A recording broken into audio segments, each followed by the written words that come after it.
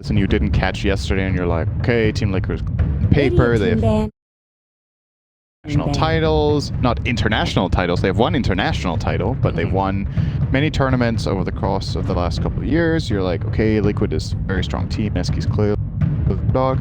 Based on what we saw yesterday, maybe not necessarily the case. I kind of don't know who I favor in this matchup just based on what we saw. So this could be either really exciting or it could be very one-sided for either side, really, depending on who shows up today. But Liquid yesterday could not have been happy with what... 5 seconds remaining. It was... They kind of got ran over by Secret. It was not even close. And their series against NEWBEE, you know, they held on a bit in some instances, but it kind of felt like in both games you felt like NEWBEE was gonna win. Yeah. After 15 minutes. It didn't feel like Liquid were 100% all on the same page, but I also feel like we put a lot of pressure on Mind Control with his rotations to really make something work. And I know Mind Control has said that he feels the offlane is it's a pressure cooker for you. You make one mistake and you basically lost the game for your team, and he felt that too.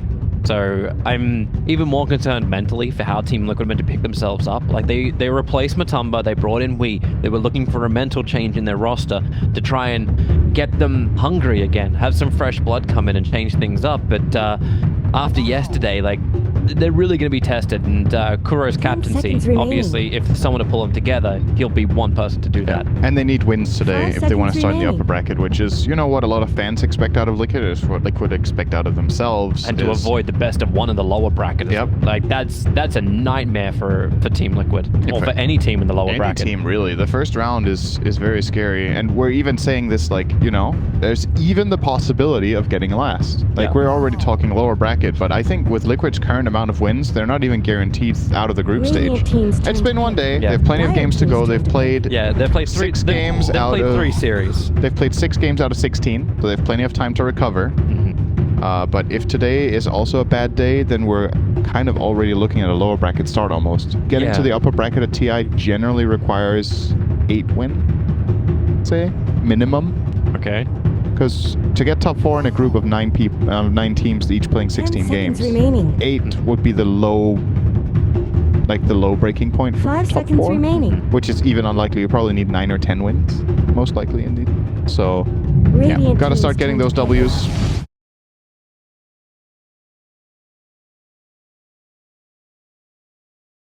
Numbers alone, and we'll just break it back down to our game, because we've had 2 new supports for us, at least. We haven't had a Warlock played for our casting. And we've not had a Witch Doctor either. And we have not had a Witch Doctor, so 2 new ones for us. We did have one Ogre yesterday from Liquid, which did not go too well for Kuroki. Have the other ogres we've seen one core, I want to say, from Alliance. There was a game with a core ogre, I feel like. VG ran it twice against Virtus Pro this morning, and they won. Both of them were core? No, they were both support. Yeah, that's what I thought. They were both DY. Yes. So what I'm getting at here is we're talking about ogre as a support, but there's a potential that he is a core, right? Okay. But I think in this game, more than likely the support duo is Mirana Witch Doctor, and ogre is position 3. I know, but there's also the possibility of the other. Mineski likes to do some fancy stuff, but I don't know if they will. We'll see. Mirana's looked great as a 4. That's why I'm thinking, right? Like, you could be doing that. At the same time, though, I believe Moon plays a great Mirana mid, which haven't really seen any team do, I think. It's been either 4 or... Has it been anything else than 4? No, we've only seen 4 that are, like, in the games I've seen, it's only been 4. Yeah.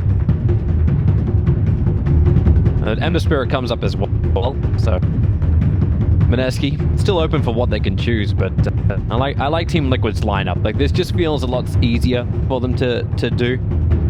Centaur difficult to kill, Warlock, Rubik easily interchangeable between lanes, great lane presence. Ember Spirit just allows Weeha to do his thing, and they just pick up a miracle hero at the end. And it looks like we actually get our hero for Moon, so it will be the Death Prophet. So maybe you do actually get your... It would have to be like, what, a KP Ogre? Or a KP Mirana. Yeah. I kind of... If I think about Mineski's team identity, I kind of like the KP Ogre more. Just because the way they like playing around KP is like kind of a front line for them. Aura guy, and a lot of the games at least, he will take up that role. And Ogre is a great hero for getting auras for your team, since nothing Nothing on Ogre feels like a massively impactful item. It's not like, oh, you get the axe and it's a total game changer. I mean, sometimes it is, but usually what core Ogre will do is buy up these team items that the lineup needs. And if you're playing with Death Prophet, you would love to have auras and go high ground with your ulti. So. You just be able to tank through so much. Like, Ogre is tanky with items, really tanky. We always saw like Virtus Pro where, like they would always just run this support Ogre that would tank through everything. It's like, oh, what's he got? 1 bracer. And he's just taking an entire team. It's like, okay, maybe this hero is good as a core role. But Mineski are in their final ban, so Wraith King was a ban from Team Liquid. So they are thinking too that like obviously there's just the 1 position left over to grab. The only question mark will be is if it's Ogre or Mirana 3. Don't know if that will change the game that much. And there's not a great set, like, well, I suppose the setup for Mirana is a stun from Ogre, but that's not great. It's decent. It's 1.5 seconds stun on all levels. The Fire Blast is pretty good for it. Well, Lifestealer. Great against Centaur. Yep. Against Ember, the matchup is a bit... It's strange because you can't really kill him, and he can't really kill you. You kind of just avoid each other. And as far as infesting goes, there's no, like, perfect hero to infest to kill Ember either. They don't have, like, a Storm with an Orchid or this kind of thing. But you do get a great frontliner, like a second frontliner for Mineski, which allows the Death Prophet just to beat through towers. So. And Lifestealer is great against all the other heroes, because the Ember is debatable, right? You can kite him, and then when the rage runs out, he can start chaining you and be annoying, but against all the other heroes, Lifestealer is super good. He can remove Fatal Bonds on himself.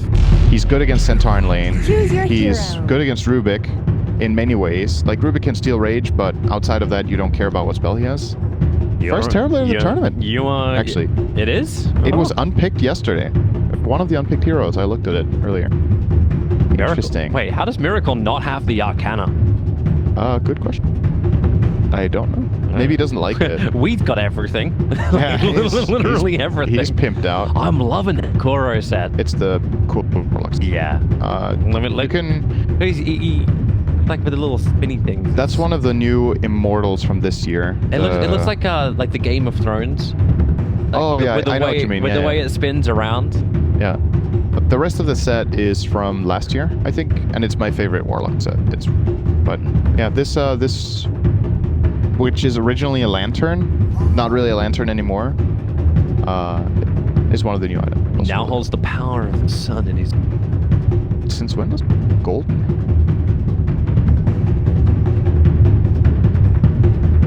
You know, the silliest thing though, like, is I actually think Mirana is based off Ice. She's never wearing pants. That's why. Always shorts. It's like bike shorts. It's like all she's got on under there. It's like bike shorts and slippers. It's actually true. It's literally him. And the voice too. Everything just matches. Yeah, it's totally. Anyway, so Terrorblade pickup, how's, like, it gives them that push power that they're probably searching for, and just that nice uncontrollable element during the team fights. Like, what do you get? Like, you've got silence, you've got mass stuns available that may mess up with its thunder. It's mainly... It's like you put in Mikey with Leonardo. Like, the totals are not quite right. Yeah, my models on my screen aren't even loading, so Witch Doctor's actually invisible and there's just a wall. It makes sense. What's going on over here? As long as my screen works properly, then the people at home can see everything. I'm just disappointed. Prepare for battle! Yeah, so the Terrorblade, the logic here is Terrorblade is really good against Lifestealer. It's one of the heroes that just flat out kills him through rage. The physical damage is overwhelming. If Lifestealer goes Radiance build, you can get a Radiance Reflection whenever rage is down. And Terrorblade also does pretty well against DP. He has innately high armor, which is good against both of these enemy cores. And it's also, on top of everything, it's one of those, how to say, liquid under pressure heroes.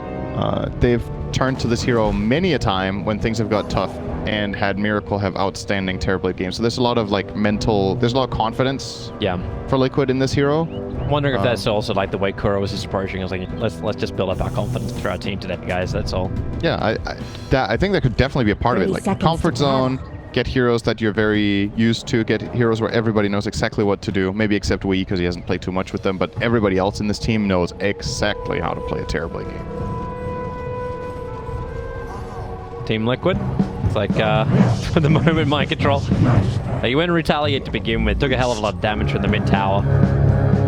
But he doesn't care. Just zone out Nico. It's going to be a straight 2-2 rune trade up. No one on bottom lane is going to try and contest this. So it will be Kuro working with Miracle on the bottom lane. My God, that's loud. I'm just going to get in there right now and just unit speech. Down you go. Just a little bit. How the hell was Cap using that kind of level during the last game? Good question. That's been deafening to him. Yeah, so Miracle working with Kuro for the Warlock on that bottom lane, where and there's KP Ogre, double Mango, Stout, 6 Tangos to begin with Raging Potato, Mr. Ringer Basilius from the very beginning, playing Mirana in the off lane. He's out dual safe lane, Nico and Ninja Boogie together with GH and Mind Control against him. And then Weeha and Moon, and it really feels like that creep wave's pushed a hell of a long way up already.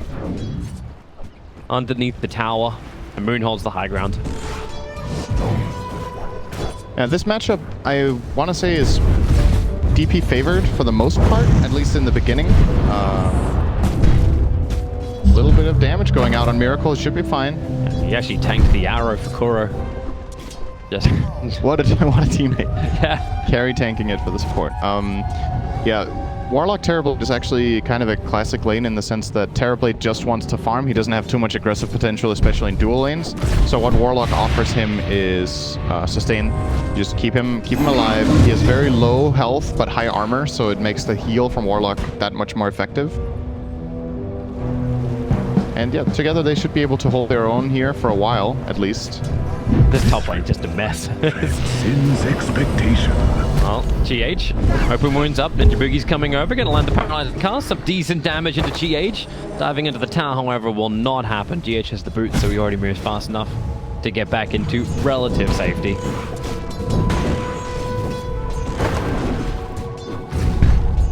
This feels like a little bit more of a passive early game.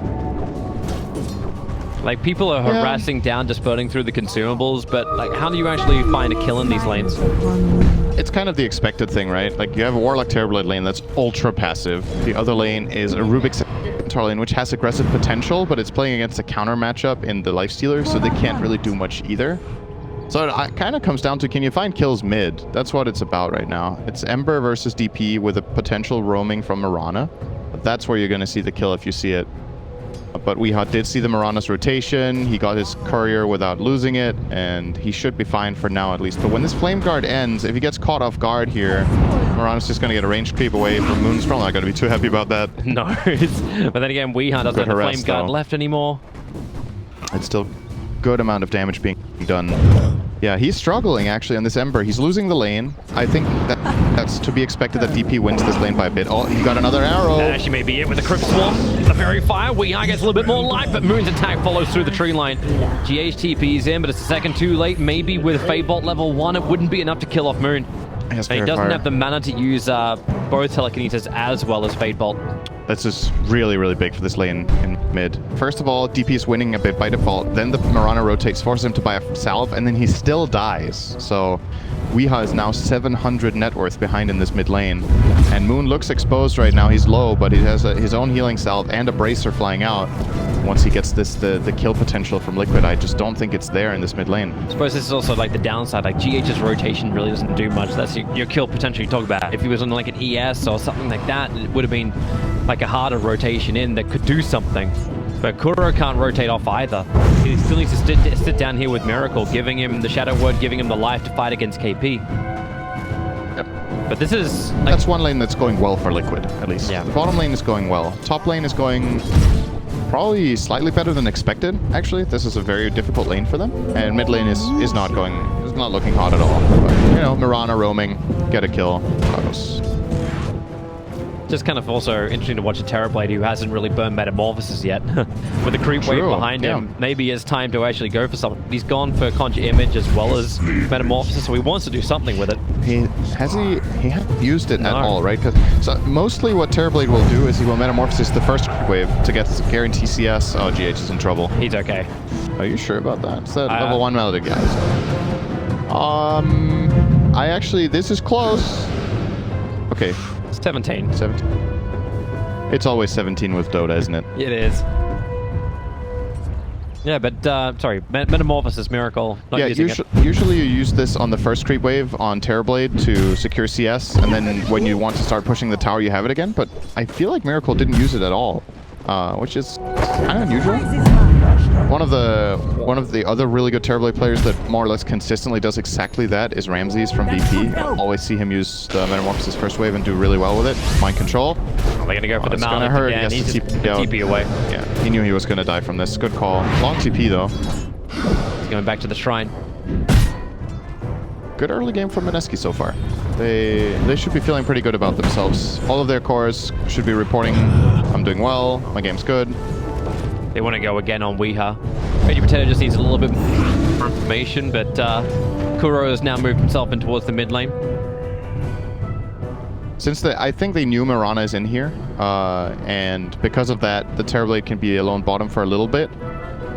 Soon, Miracle is going to transition into the jungle, so I think the reason Kuroki has left him is that Miracle's like, I'm fine here now, you can leave me alone, I'm going to farm this wave, I'm going to go jungle soon, and then somebody else can go take bottom lane. Probably Rubik from GH will go here to get some much needed levels. He's currently sitting on level 3, and you don't want him draining too much XP from mind control, because he's already going to be struggling up here to get the experience that he wants. Moon's hoping the Raging Potato stops taking damage. Good sentry ward now from Kuro, so we can get rid of that ult quickly. That's where Mineski's had a full duration ward there before. This time around, they won't let it happen. Paralyzing cast still going to hit, but then it doesn't mean the arrow from Reggie Potato will connect. The Spirit Siphon from Moon will do some work with the Crew Swarm. They're just making sure the guard falls down. And then Weeha falls. Mineski really trying to stay on top of him, and this is what they were looking for. Exorcism up, push towards the tower on the catapult wave. Exactly. Very, very textbook and very nice play. Arguably, Weeha should have maybe been a bit more ready for this. There's 2 supports missing. There's, you know, the siege wave is coming. So either Weeha needs to play more defensively, or he needs to have supports there. Rubik could have easily saved him in this instance by being nearby, but they've got kind of troubles a little bit everywhere. So Raging Potato's also taking a hell of a lot of damage thanks to the Fatal Bonds. Like, GH is going to find him and leap. Well, that doesn't put him up on the hillside. Fate Bolt has to actually burn any kind of consumables, and is there another leap? There's a TP away to safety, and Kuro, the damage output, it won't be enough. Nice bottle usage. Woo. Close. Very close. They do defend their mid tower though, Liquid. They allocate a lot of resources for it, but it is the right choice. You don't want to lose this mid tower to DP's first siege creep wave, so they hold it. It took half the HP and damage, but now Exorcism is over, and they can kind of reset and calm down a little bit. Ember got level 6, so he's a much harder gank, and as expected, Terrorblade is now in the jungle, and somebody's got to go bottom. I don't think you just leave this lane completely empty right now. There's too much experience just flat out going to waste.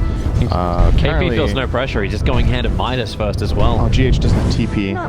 They're going to send the Warlock down there to sit. Is that enough?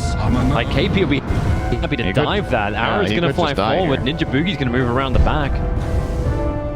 They don't have a creep wave. That's the only thing that's holding him back. I like the Midas idea from KP here. It's pretty common on Core Ogre to go for it. If you're having a good game and you go Midas, it just amplifies you so much. With the multicast Midas, you can start getting these aura items at really good timings. And usually when you see other heroes with their like payoff timings, when it gets graphed out how long it takes to get the payoff on Midas, Ogre just gets it, you know, 75% faster. They're after Kuro again. Malding is able to connect. Now be a very dead Kuro, even with the Shadow Word. The leap forward from Raging Potato. Maybe actually with stick charges, Kuro can survive through this. He's fine. Potato wants to stay on the back of it. Kuro, leap forward, Starfall. He's trying to just juke him out. Now with a Stampede, Kuro is able to do it. GH will arrive to help with Weeha to find the kill on Raging Potato, who really wanted that. Nico's now getting pressured by the Terrorblade. Oh, they've got DP. They know there's no Stampede. And Mind Control bottom. TP out. Oh, just not enough damage. Like, even with the Infest pop. That was close. Yeah, he got out. Good call from Mind Control to TP instantly. Identifying that was the only way he was going to have any chance of surviving that. And he gets out. But even though it's not a kill, still forcing a hero out like this has value. Like, a lot of the times when we talk about this stuff, we're like, okay, he survived, they got nothing out of it. But yeah, no, sending a core all the way back to base, now he has TP on cooldown for a minute, has to run all the way back up. This still does a lot. See, now that they managed to pull off this play, Ninja Boogie gets wards out. He got scanned, however, so trying to do the D-ward before Not the everything. best. Everything will end up dying as Weeha's in the back line, so Ninja Boogie will go down. But Metamorphosis is burnt from Miracle. They need to add some tower pressure on the back of this. But look at KP diving under Kuro. No multicast for him, and maybe he's in trouble with Weeha arriving, and KP's trapped in by the Radiant Creep Wave. A quick ignite, a third TP is now coming in, or a second TP for a third hero. KP still looking to bounce out of this. He'll get the multicast over on the Ember, but GH and Kuro working together. Pick him up, throw him down. There's nothing that Moon can really do. He's going to trigger the exorcism, and now look towards Weeha with the silence. Okay, maybe he can just kill him straight out. The arrow would have flied forward to kill him off anyway. But now DP will do some damage to the tier 1 tower. All this battle happening normally when you're battling over the 10-minute bounty runes. With Kuro in the trees. The runes aren't even picked up out here yet. They're TP. chasing Kuro. Raging Potato doesn't have a stun available. The arrow's on cooldown. They're using so much time on this exorcism too. It's actually going to run out before they get to the tower again. That could have absolutely been better for Mineski. He might still end up getting the tower anyway. There's another siege creep coming in now, and it looks like Liquid don't defend, so... Yeah. They're too busy up on the top lane taking, like obviously tier 1 tower's gone down there. They wanted some harassment in towards mid, but KP's there. But this all seems to be just be buying more time. Mind control. Hoping for the denial on the tower, won't happen. Arrow's already been used by Raging Potato, so they don't have the extra stun. Yep. So both minuses are coming out in the courier at the moment. Weeha went in for the Marana bottom. He might get him here. He used the first leap. Misses the chains.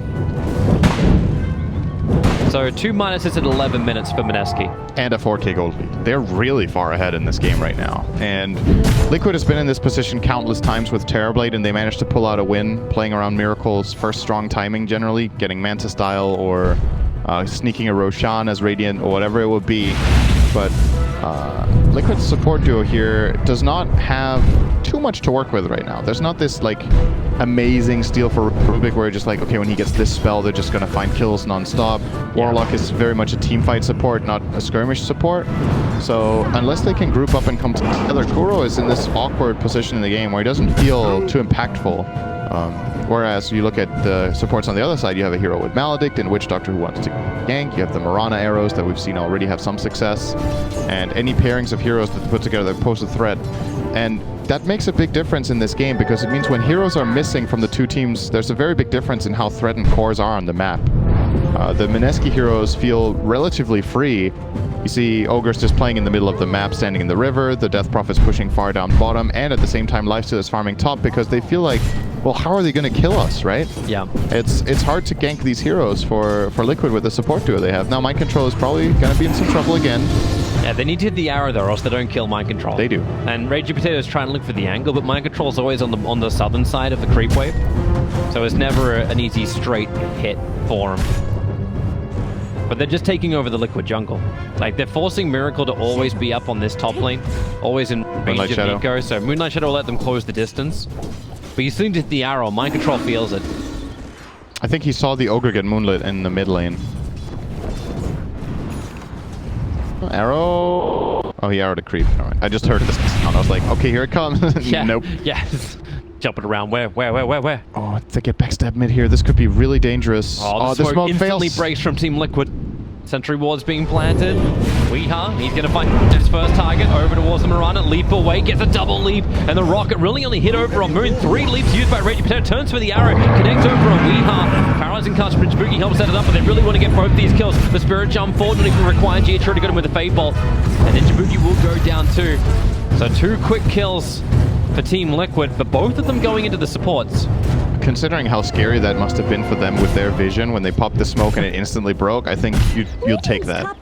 That could have gone so bad if they didn't find the Marana out there and open the fight that way. It still feels rough though. Like you're running a Lifesteal who's already got Hand of Midas. He's working in towards the Radiant, so his team fight will be ready later on. But it's such an early Hand of Midas on a multicasting Ogre. Like. Yep.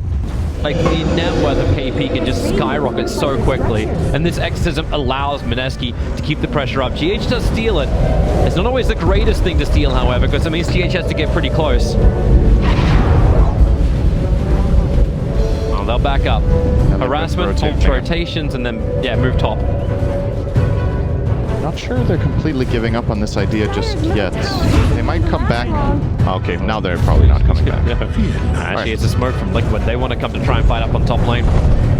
They know the ops was dewatered, but yeah, T1 tower, attempted denial of the tower, won't happen. Moon gets the last hit in. And GH, he wants Ragey Potato. They need to keep the control up, and with the excessive damage, they'll definitely kill him. While in mid lane, mind control a little bit too far forward. Looks like KP was able to get a bit of a chain stun off, working with Moon. And that's a bigger kill. It's the core. Get the Centaur down, only losing a Mirana, and they also got the top tower. Now, GH really wants to get this tower with his exorcism. There's no glyph available, so if they want to defend, Ogre has to play up aggressively here. He's kind of cautious about doing it. They do get the tower. Yep. Bounty runs, 2 for 2 it looks like. Nico hasn't taken the other one yet. He feels like there's no way Liquid will go and contest it, and he's absolutely right about it, so he keeps his farm going. And probably Ogre will just waddle down here and take this in a moment. KP is... He's going to have a 15-minute mech with the Midas Arcane Moves. This is what we talk about, this Aura build. Probably going to see him buy the mech into maybe Crimson Guard against Terrorblade. Really good. Pipe also has its merits this game against all the magic damage. Ember and the Fatal Bonds, amplifying all of that magic damage. Let's see what he is favoring right now. I think going straight Greaves is not the play. Although he could remove 1 Fatal Bond on himself with that, which is also nice. Oh, they found mid. Weeha caught out. It's like Ragey Potato was able to connect on the arrow. Is that Crypt Swarm for... Yeah, it's Crypt Swarm. Moonlight Shadow's already been triggered as well from Potato. Goro, Sentry Ward is down, so he sees both of them moving. Now KP in behind the tier 1 tower just rotates over. Yeah. The arrow just well off target, but it won't matter. Nico's there too. Oh, that was So they'll beat the crap out of this tier 1 tower. TP support is on the way with the fortification. They're going to keep the tower up. They'll hit the rock down. Where's the bonds? It now comes out as well. Multicasting, but Lifestealer dies so damn quickly. Moon and KP retreat back out as fast as they can. And Liquid bring everybody to the mid lane. 5 heroes. Yep. They defend their tower though. It did cost them Golem and Metamorphosis for 1 kill, but it's still the right play. You don't drop this tower like this after losing your Rubik. The downside now though is that there's kind of a power play going the other way, right? Now that you don't have Golem or Metamorphosis, your lineup's actually relatively weak for a while. So yes, you defended your tower, but did you actually defend your tower? Or is it still gonna fall in the next minute is the question. Yeah, top lane, Ninja Boogie's gonna... Oh, perfect Manta! He actually dodged it? I thought he Manta dodged the Maledict. He didn't. He Manta dodged, I think, a cask. I did not think Ninja Boogie was going to go for that. Yeah, that was a bit it's like back ambitious. towards mid where you see Ogre running underneath the tier 1 tower, but on bottom lane, you'll set into the arrow. Moon using it aggressively in Ember Spirit. No way to get out of it. Now in towards the mid, Ogre Magi, KP trapped up with the upheaval. Outrunning this will be difficult, but that's why you see how tanky the Ogre is. A multicast can't get one over on mind control. He just can't move fast enough. Use your Midas, no! Efficiency rating dropping heavily. And it's actually a kind of big deal. He's dead for 40 seconds and he had Midas ready, and that could have multicast there with a triple multicast. There were 3 creeps. He might have just lost 500 gold. That's kind of what they got for killing him. I mean, okay, not 500, because he will have it ready when he spawns, but you get the idea. Yeah. It's a big deal, Send. It actually is a kind of big deal. Yeah. When we talk about Midas being on off cooldown when you're dead, and we're like, oh, that's bad. For Ogre, it's worse. Here's your Yules into Arrow again. Mind control. It's a little too late. Ninja Boogie's going to fall once again, unseen from the camera as Weeha caught him out. Yeah, I'm not really feeling the Witch Doctor this game right now. The 2 supports of Mineski are clearly starting to fall behind the Liquid supports, and they might also fall behind them in relative impact later when it starts getting into this team fight stage. Warlock is one of these really good supports, and Rubik, we've seen GH pull off some magic. In this game, there's a couple of steals that are great, some are not so good. Oh, right, Potato, he just drops the wall. That's going to get deep water. He needs to leap. He's got 1 more available. And he leaps down away from the tier 1 tower. Smokes himself up as well. As far as the tower, they can go with mind control. Blink, Hoof stomps down, and Mirana is definitely dead. That's a big waste. Smokes are a valuable resource. You don't use that. Even if you survive there, I think that's... I mean, they have another 2 on Witch Doctor, I suppose, but... And you do have... Have Moonlight Shadow, but the amount of sentry wards that have been placed down by Team Liquid, like, they're trying to see absolutely every move. Arguably Moonlight would have been a better play. It's a shorter cooldown than Smoke, and it would have forced the enemy's economy a little bit, right? To force them to use a sentry ward. They're still going to burn another Smoke. Mineski are coming over the river now.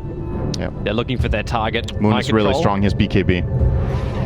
Toro's going to TP out. No, he doesn't. He didn't actually notice that Observer Ward then during the last fight. So Death Ward down from NEWBEE just with his quick kill over on Kuro. Moon's able to claim it. Mid tower for Liquid is still standing. It's pretty impressive. It's 20 minutes now that Mineski have not been able to take this with their Death Prophet lineup. And you gotta imagine that they want to go and exorcism this with the next siege creep wave after they maybe fight for these top bounty runes. DP is super strong here. Only really gonna be dying to a Terrorblade Metamorphosis with BKB running. No other serious physical damage to be too worried about. NEWBEE actually did a perfect paralyzing cast. They're looking for it. And with the Maledict, it's over on the Ember Spirit. He'll quickly Spirit away. Searing chains up with the Yosef over on the Centaur. He'll hit the ground, and Nico open wounds up at Mind Control. Now Nico just rips all the life from him. This is not a fun game for Mike. Why do we always feel this happens whenever we cast Mind Control? It's like, you know what, there's just one hero that just tears him apart. Yeah, he definitely... I mean, if you pick Centaur this early and there's a Lifestealer on the board that gets countered, you know, Centaur just has these matchups. It does. And, yeah, Mineski are taking full advantage of that. I think a little bit of a lucky thing there, or not a lucky thing, but Liquid probably aren't too dissatisfied because I think their Ember could have died. He could have been silenced instead of the Centaur, and they could have killed Ember on the rune, and maybe even got the rune too. But Moon chose to go for the Scent. Was a slightly bigger kill on the field for them. They're coming again. Next smoke. It's like 3 smokes in 2 minutes. Yeah. One of them wasted. Exactly. Now you would like to have that Mirana smoke for later. Yep. They really want this mid tower. GH, he has an Invis rune. He's right on top of him. Everyone reveals. TP support's coming in. GH gets to pick up over Ogre. Is he able to get that mech off in time? Paralyzing counter on by Chris in space. KP. There's your multi counting out, trying to run himself away. Weeha in a little too deep and connected on the Maledict. So KP will finally be brought down by the Fate Bolt. He stayed alive for so long. Yeah. It's absurd. Huh? There's no follow-up for this. Moving into the high ground of Mineski is not something that Liquid feel confident enough to do just yet. Super good game sense from GH. The reason he walks there with his Invis rune is that he feels there's a move coming from that direction. And the moment the smoke breaks, they instantly TP in, so you just know it's already called in advance that I think they're going here. And this is what we're going to do. So, really good stuff. Miracle's getting so huge. That's a Skadi coming in over on the Courier. As he a 4-star recipe as well. And now they're going to have a crack over towards mid lane. Mind Control. Caught out a little too far. Miracle's looking at him. Can't do much to help him though. As Moon. He's still in pretty deep. He's got his BKB and Yule Scepter. The rock will drop. And 3 heroes getting on. NEWBEE just evaporates. As the Spirit jump forward. There's your defensive Yule Scepter up from Moon. As he can't get anything really off. Spirit side, but no point running the exit because he's already dead as Nico. Now he's trapped underneath the Skadi, trying to kite it down, but Miracle, he's just too big. KP can't outrun this. Mineski just have no movement speed at all, and even Bloodlust stolen by GH. Let's buff up Miracle again. That's the surprise factor of not knowing there's a Skadi in play. The DP gets caught out, tries to stay alive, but he's too slow to run away. If you know there's a Skadi there, you instantly have to just turn and fight. You BKB, you ulti, and you take the fight. But they were missing a hero as well in this instance. They want to keep going. Miracle wants to keep pushing up towards the tier 3 tower. The jump in from behind the arrow, able to connect over on the Ember Spirit with a jump out of the Golem. Maybe they can get this quick kill over onto Weeha. They're able to do so. And Team Liquid's push will stop, but they do claim a tier 3 tower already. Super good for them. Even with this Weeha casualty, they should be very happy with the outcome of these last 2 minutes. So we can have a quick look at that mid fight once again. Stance over on Mind Control. See, so they're probably not clicking the Terrorblade right now. Moon should already realize he's getting Sky. I mean, you see the projectiles here. I think at this point, you either BKB and Yule the Terrorblade. I think you BKB, Yule the Terrorblade and run away. That's got to be the play, right? The Golem has been used. There's no other slow or stun that pierces your BKB. It's the best play that you have. But it's just it's a hard decision to make in the moment because you don't want to waste everything. But I mean, he used it anyway, right? So easy to say from our perspective, but yeah, probably misplayed that situation a bit. Yeah, just lays back into armchair a little bit more. We had a nice little play as well during the real time. Denied on the mid tier 1 tower by Miracle's Illusion. Mineski was surrounding it. So a little bit less gold coming in from Mineski. They do still hold a slight advantage in the net worth, but it was a hell of a lot bigger before that fight. mid-push happened. And this is what we talked about, right? Miracle, you put your money on him. Liquid know how to play around this. And now you're even going to find a double damage rune. They're going in for Roshan. Yeah, it's what I was saying, right? Like, they have this understanding of timing with Terrorblade. I think when he got the Manta, they got a tower with it. When he got the Scotty, they got this mid-fight, and they even got a tier 3 out of it. So now they're going to have an Aegis. Coming way too late from Mineski, and there's no way they could really 100% know that Miracle was up to this. Even defensive upheaval being channeled. And there's the Aegis Immortal into the Terrorblade. This Butterfly is going to arrive so quickly too. I need non-stop multicasting. That's it. Any kind of full control. Weehard is to be the first setup with a follow-up arrow. He's just totally alone here in the mid lane.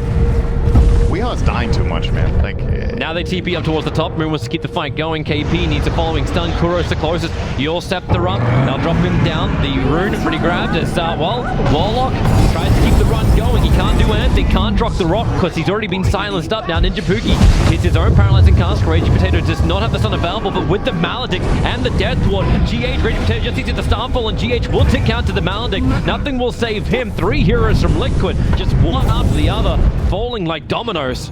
Yeah.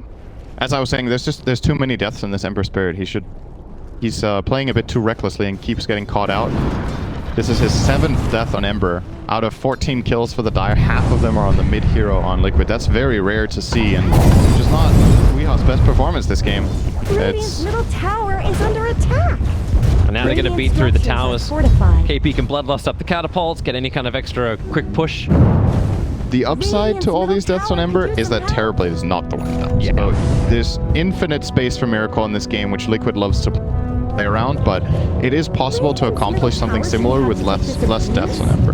I'm not saying he needs to play Deathless this game. I think it's hard. You're playing against Moonlight Shadow and a lot of stuns, but you can definitely, play a little bit more passively and try not to get caught this much. I'm actually wondering too, like, how Mineski starts to do damage was Miracle. Finished up the Butterfly. He's going in for a BKB next.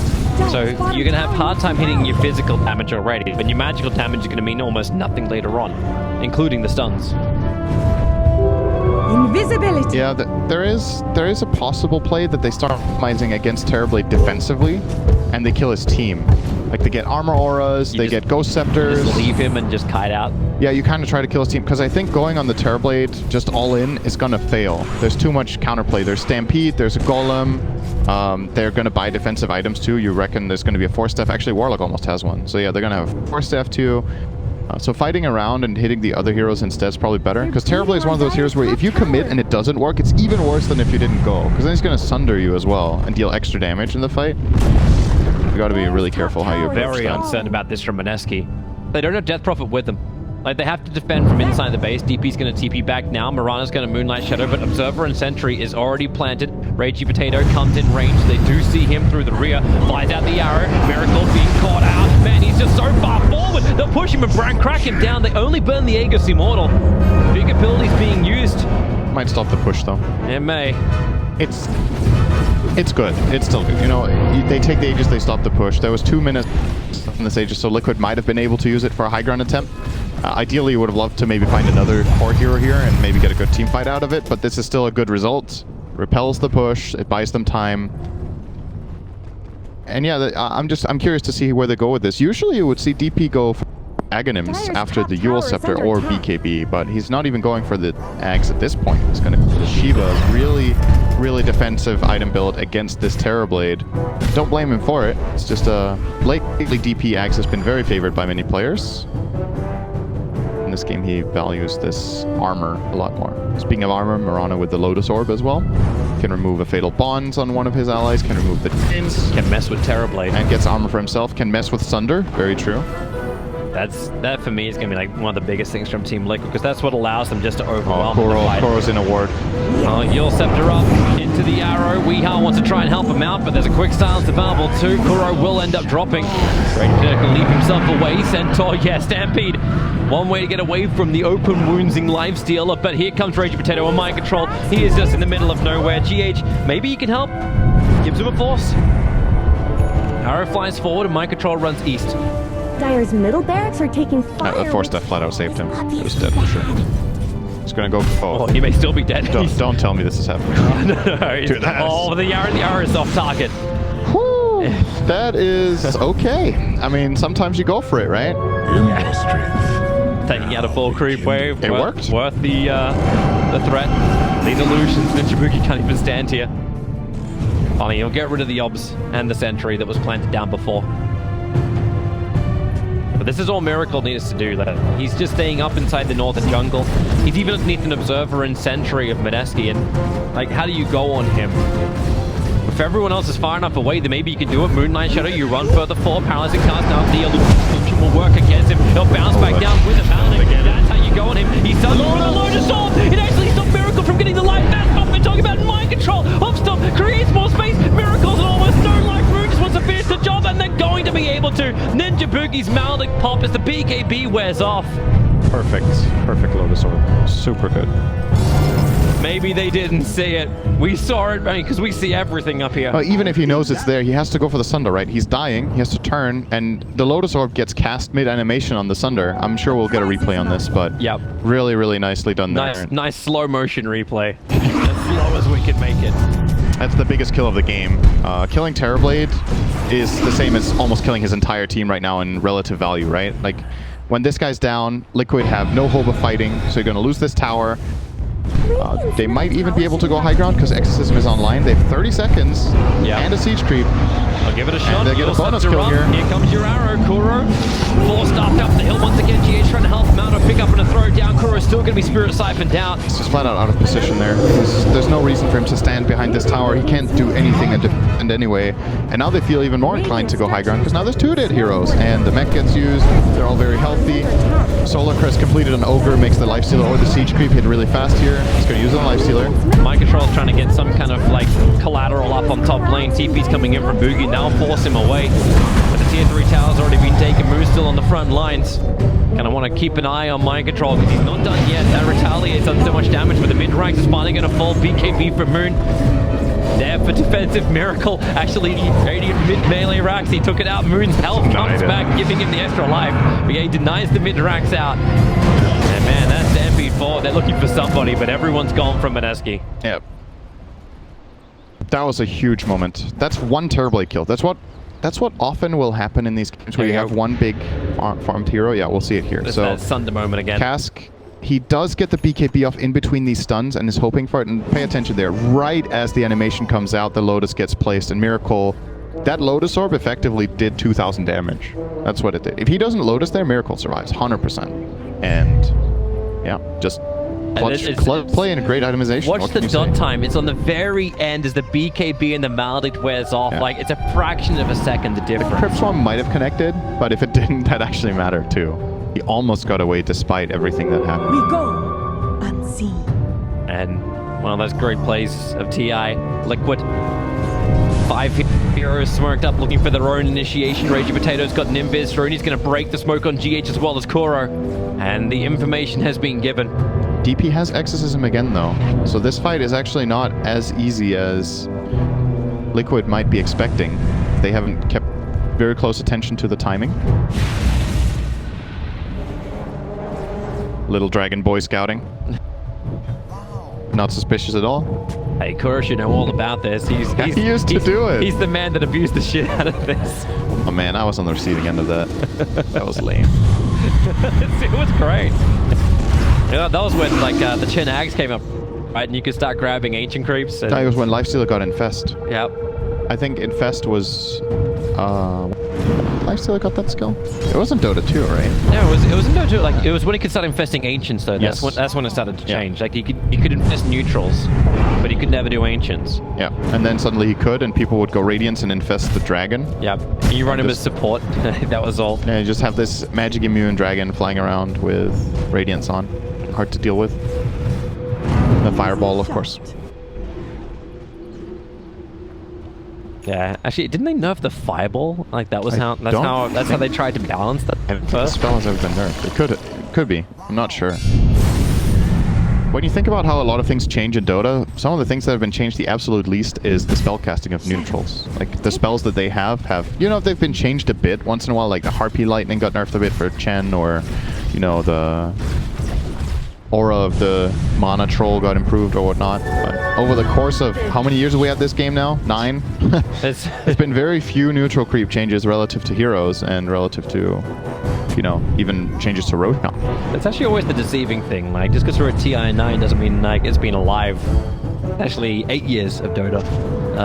True. 8, yes. Yeah. That's of Dota 2. Obviously, we've had 15, 16 years of Dota. Big item alert.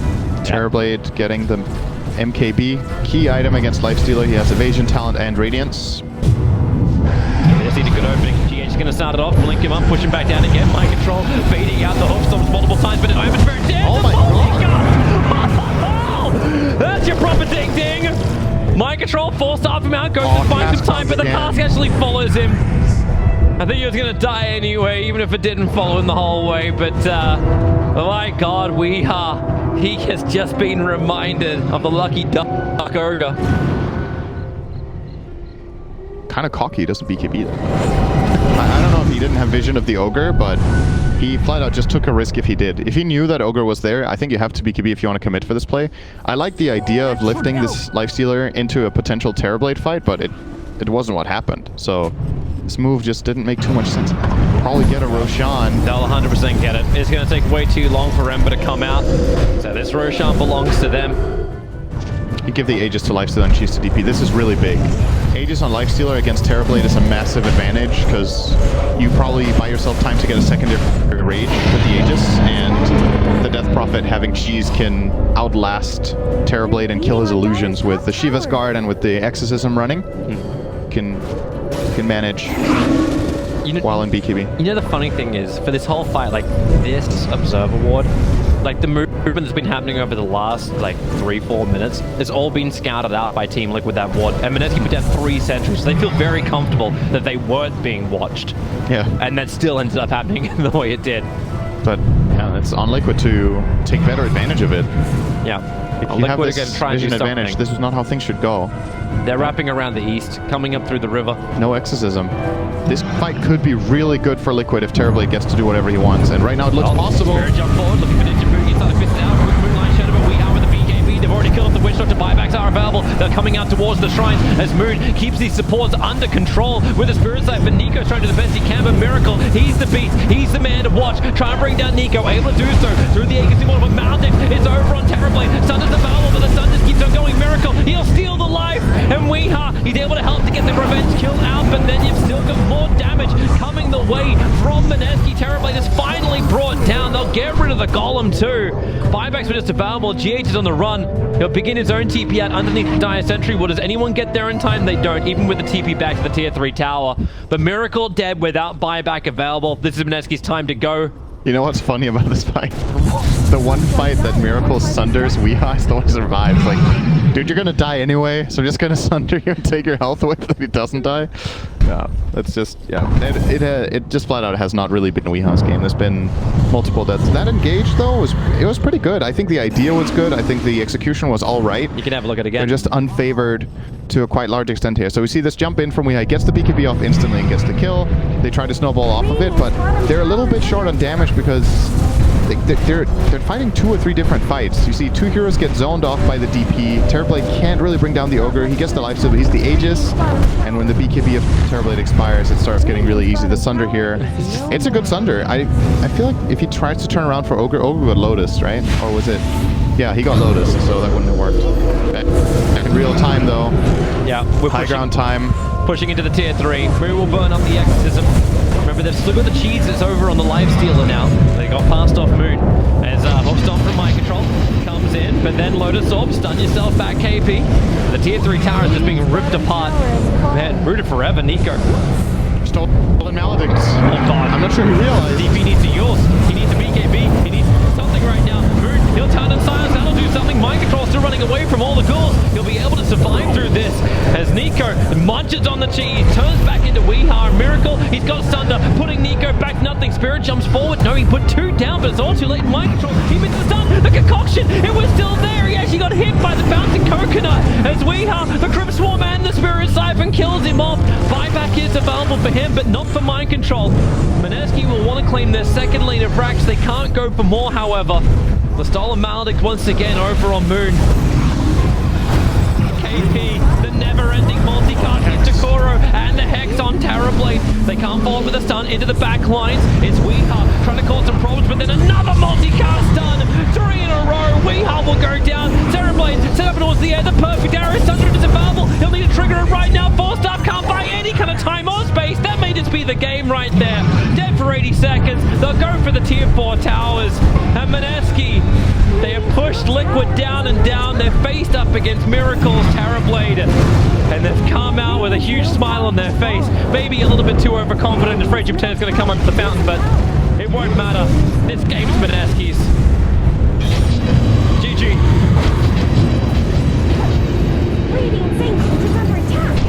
That went sour real quick. So, Mineski, this is kind of...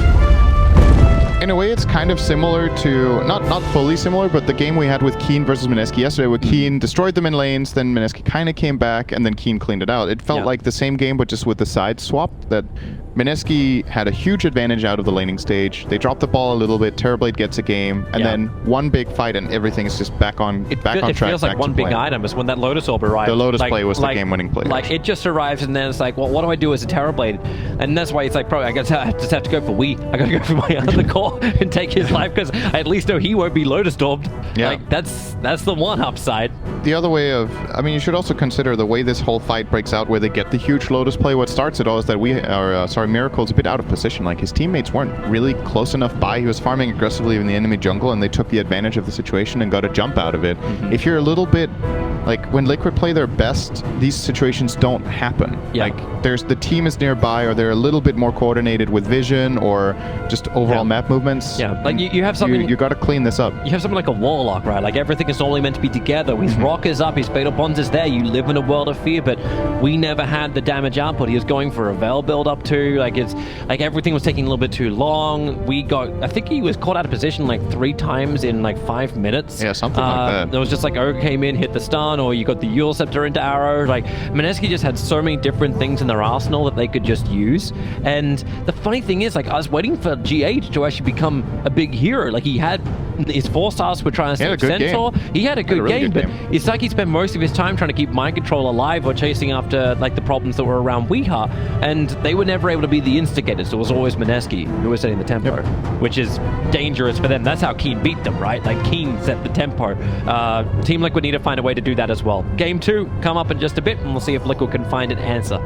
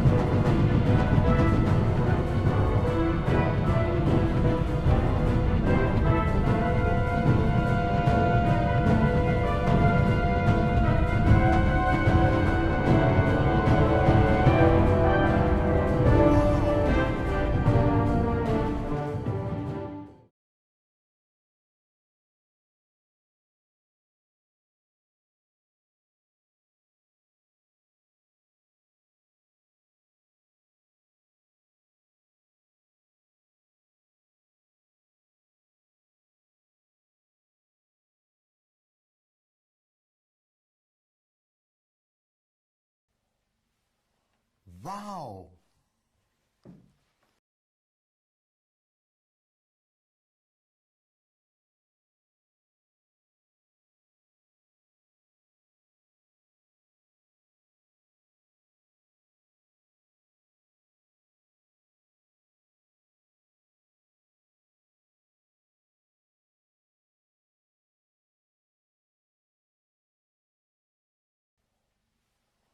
Wow.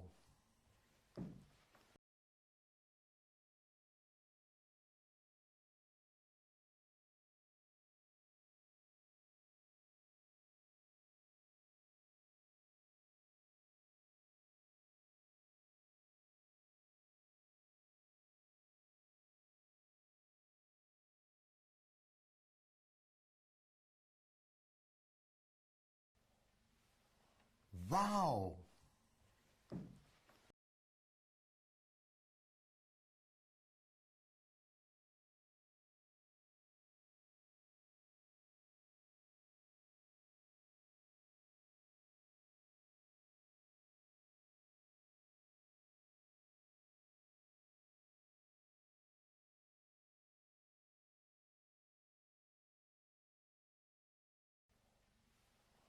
Wow.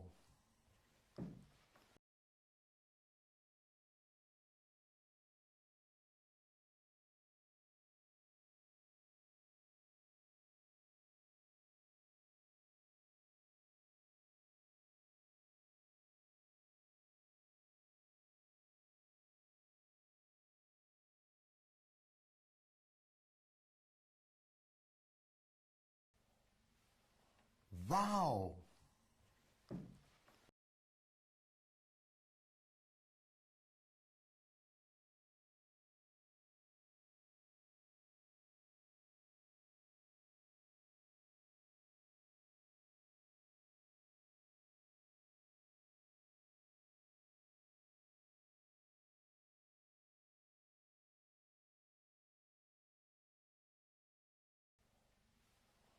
Wow.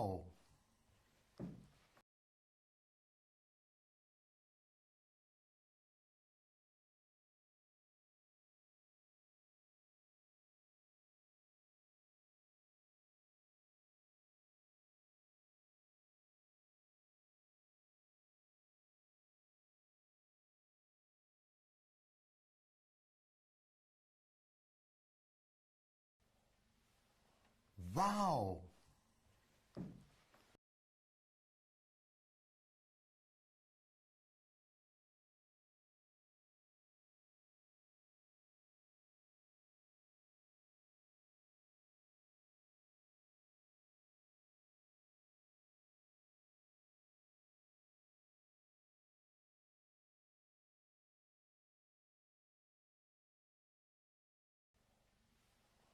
Wow.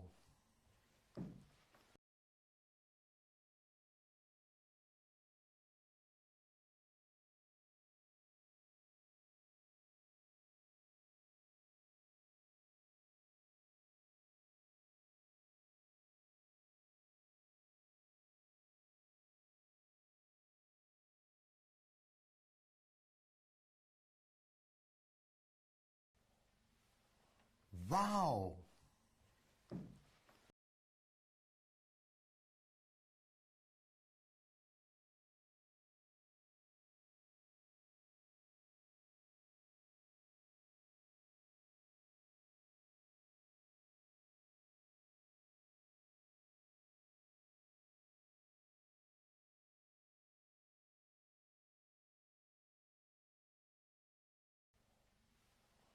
Wow.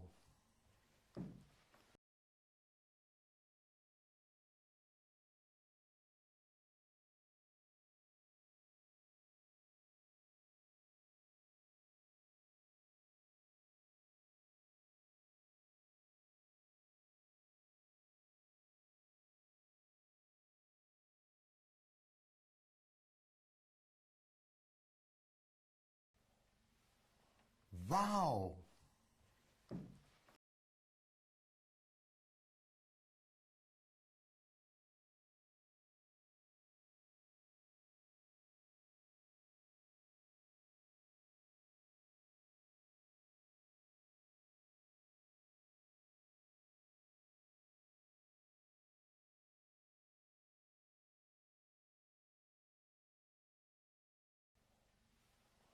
Wow.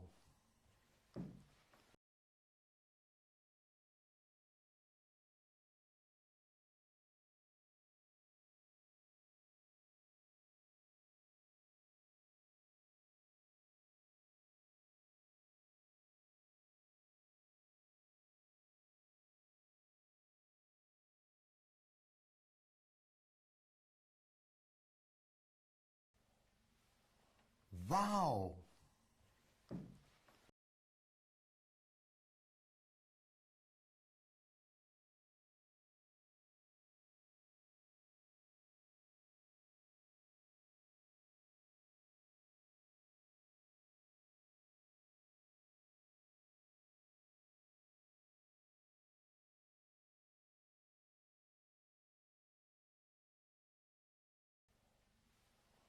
Wow.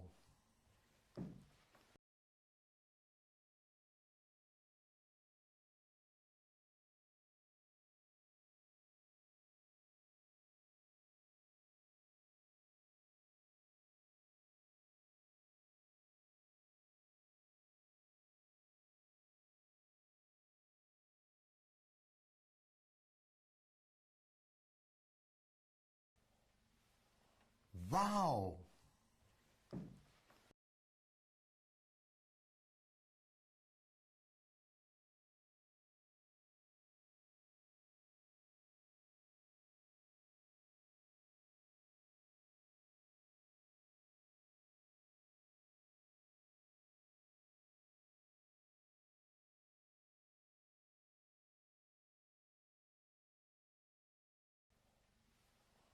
Wow.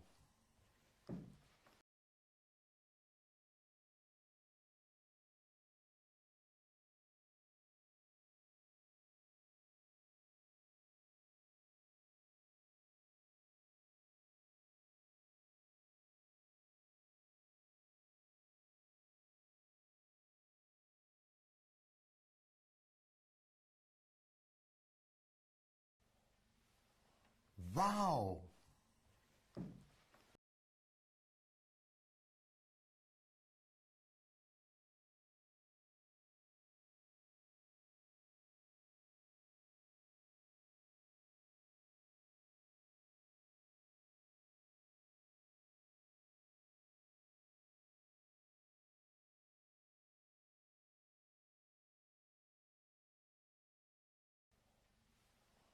Wow.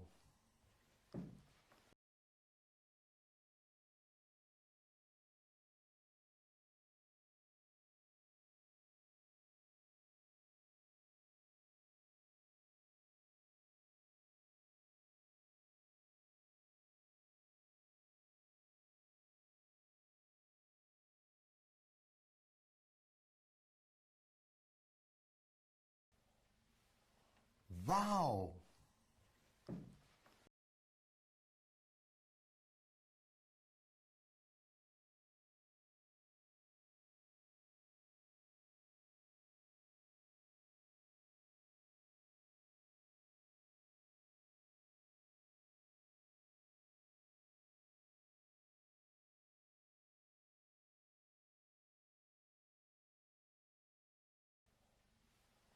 Wow.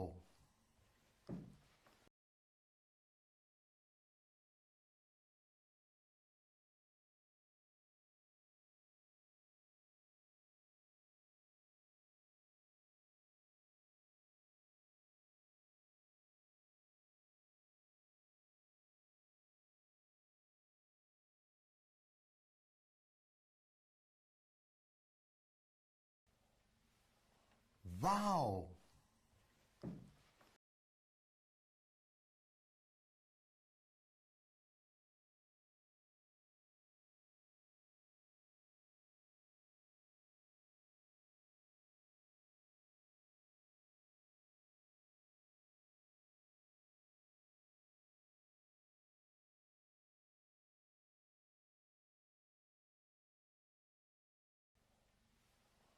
Wow.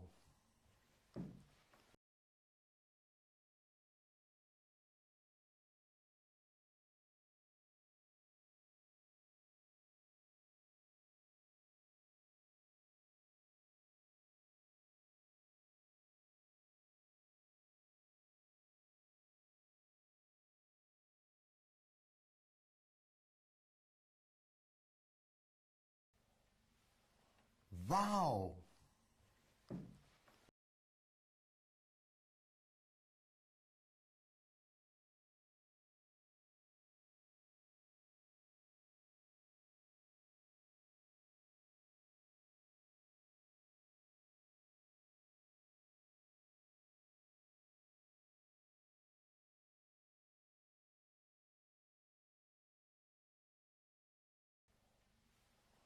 Wow.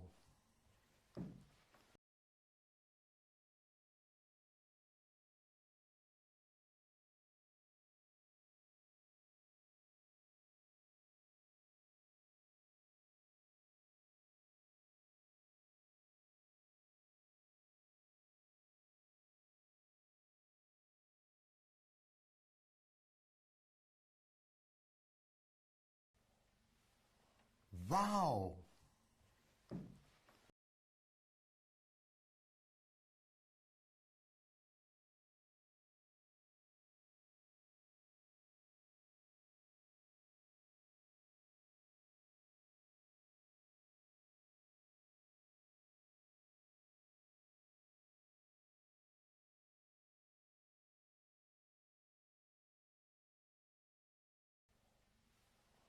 Wow.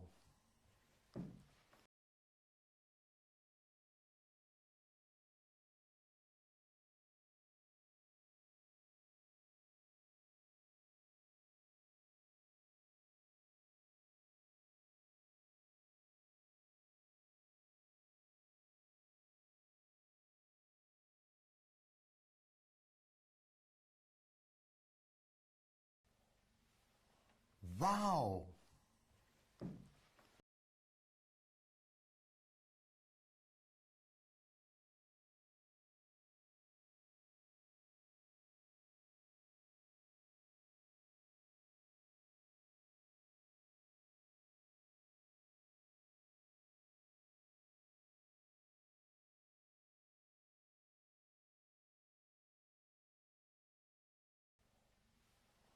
Wow.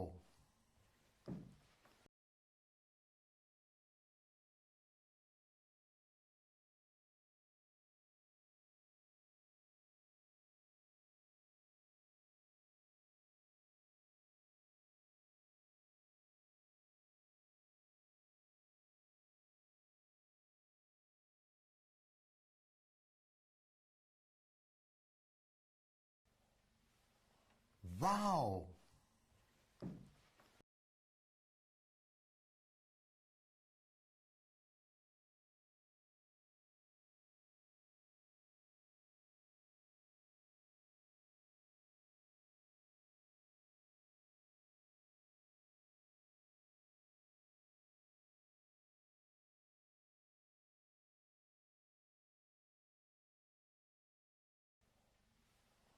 Wow.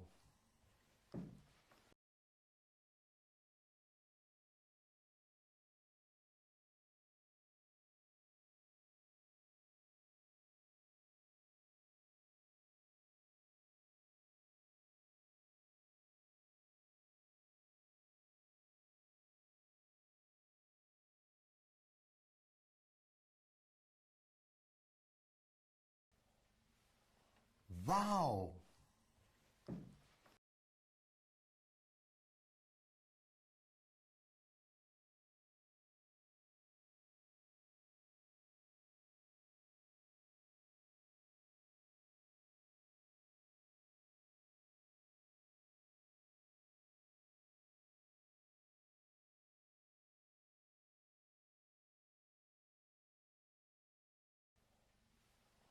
Wow.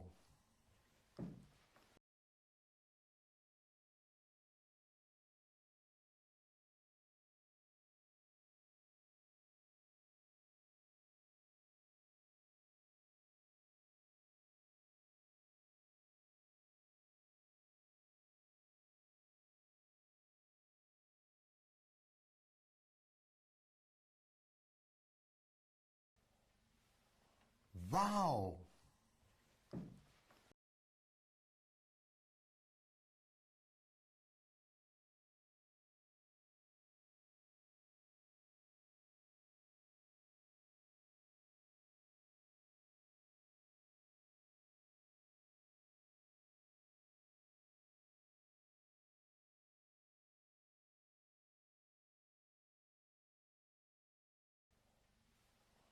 Wow.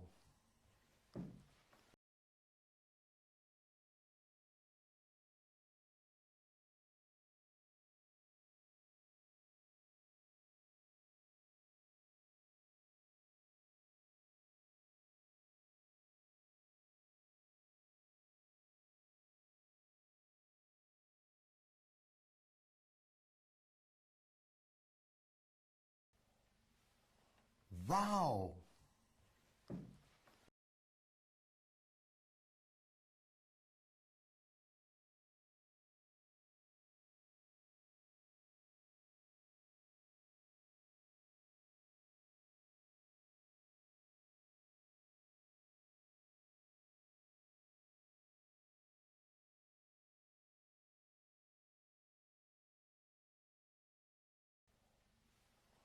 Wow.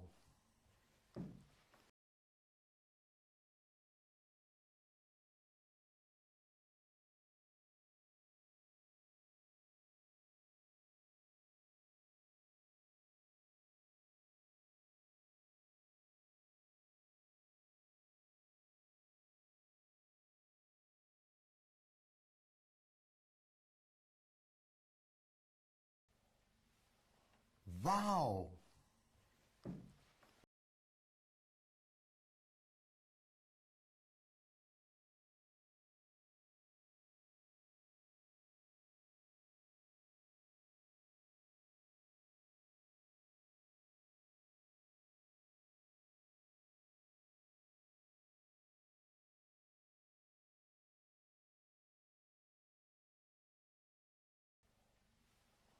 Wow.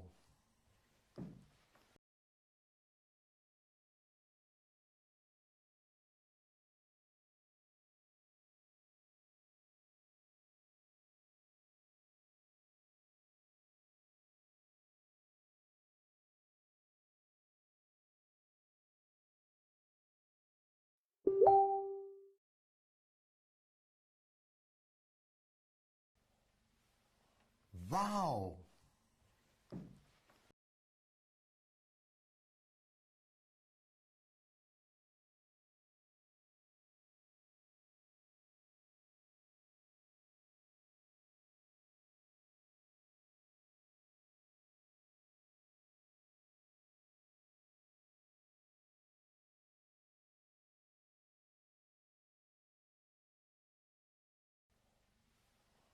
Wow.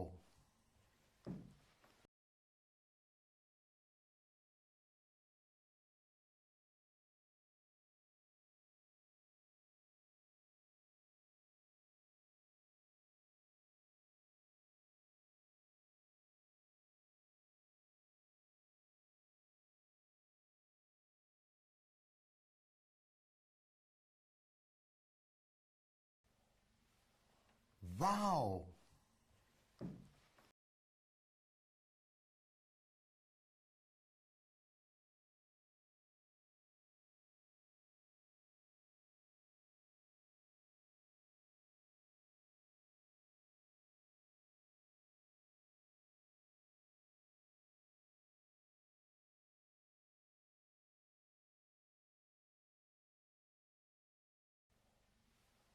Wow.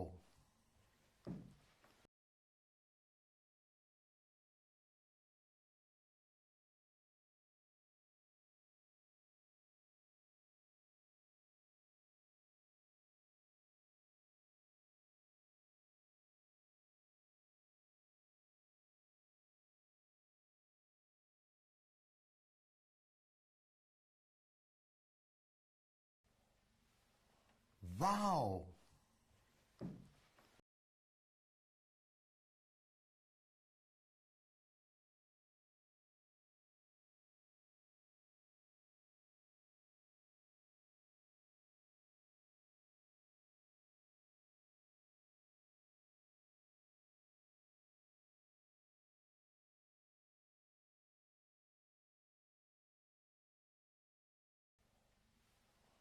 Wow.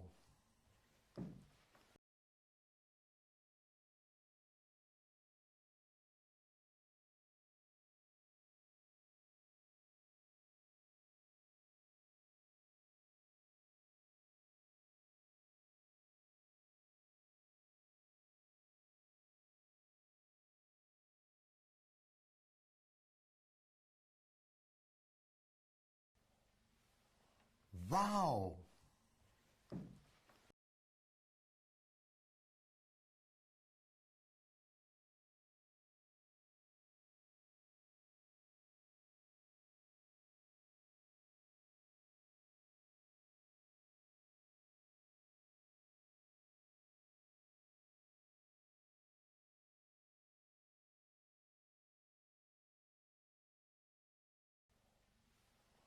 Wow.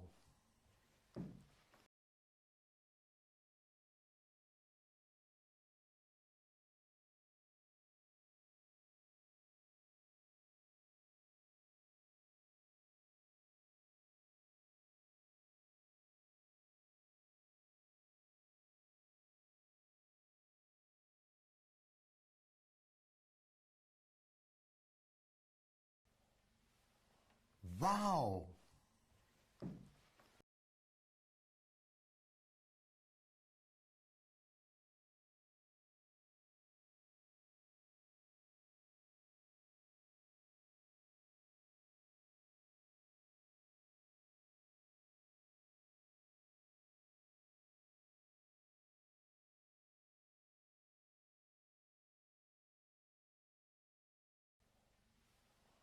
Wow.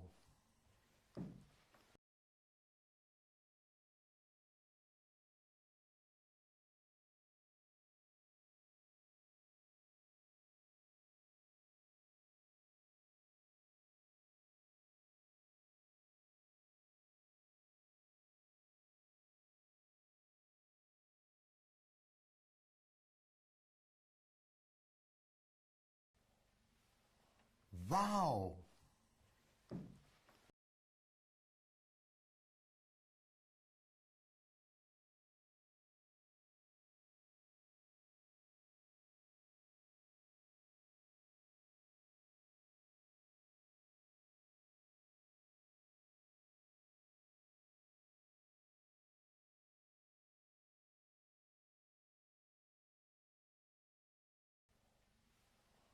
Wow.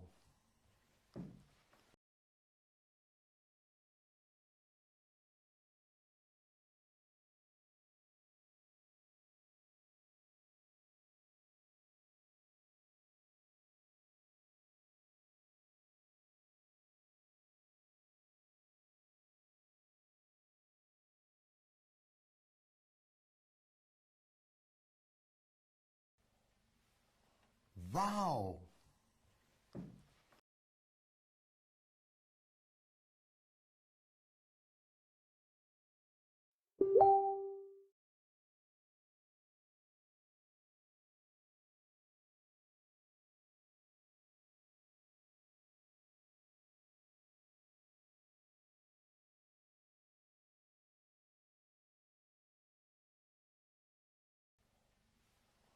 Wow.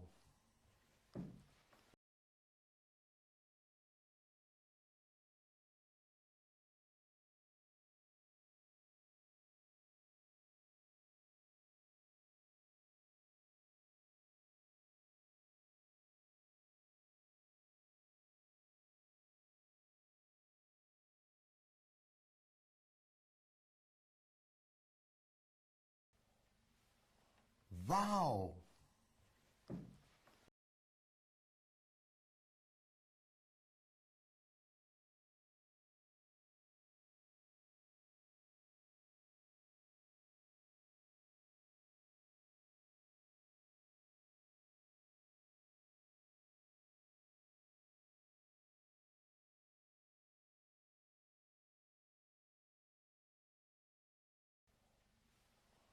Wow.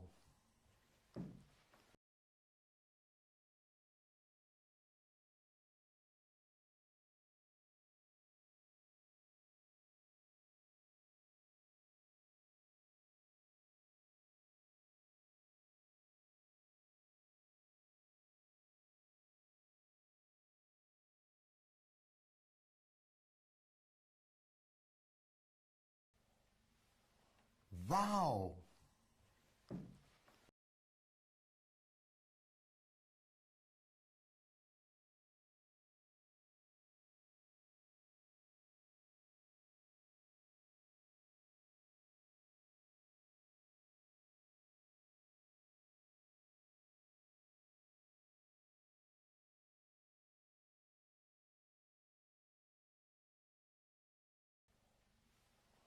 Wow.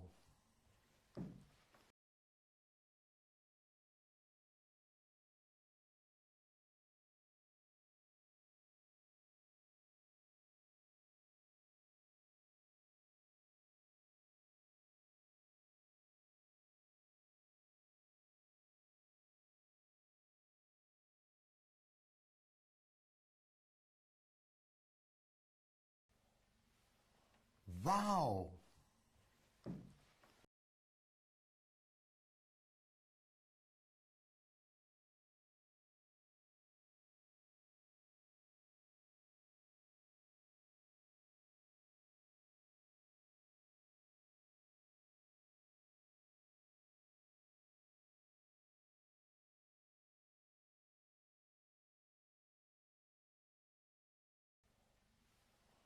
Wow.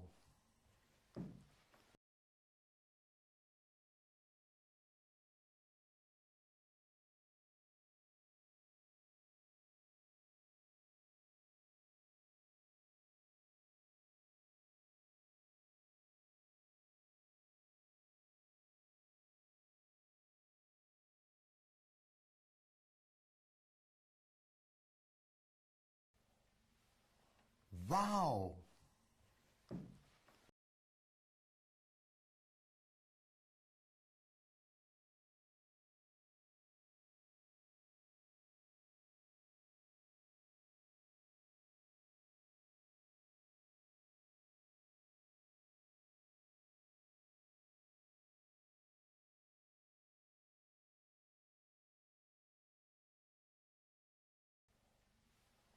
Wow.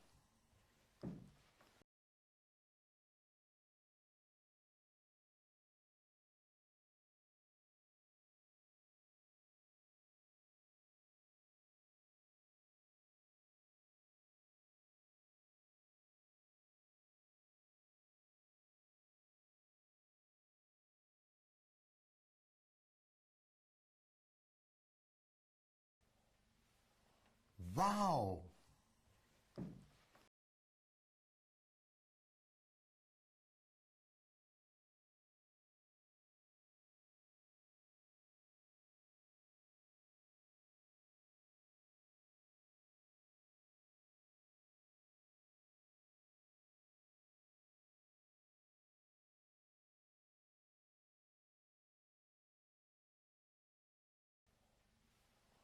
Wow.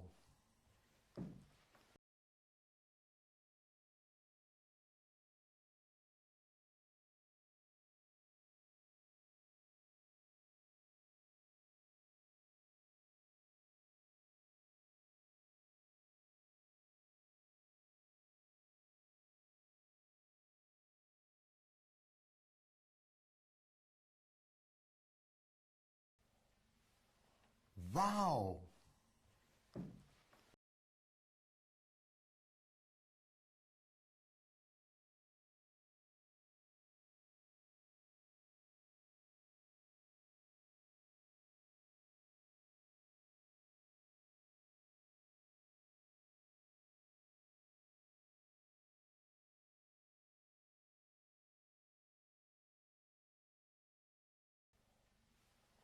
Wow.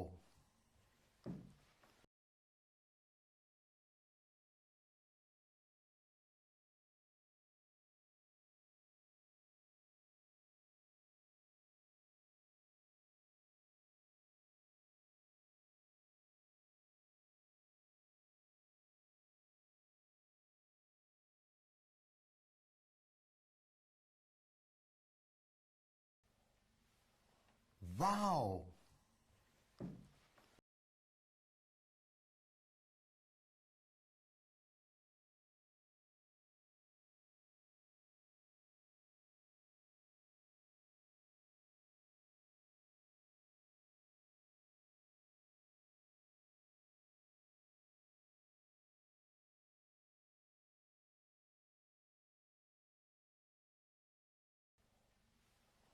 Wow.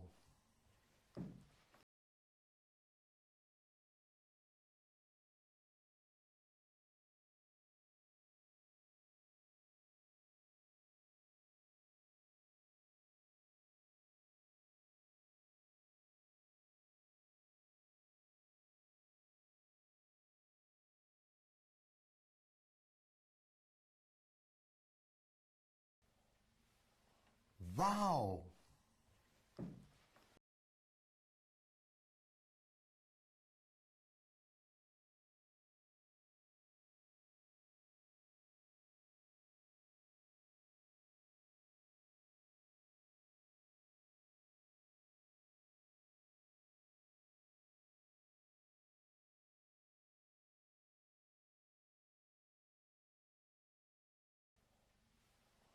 Wow.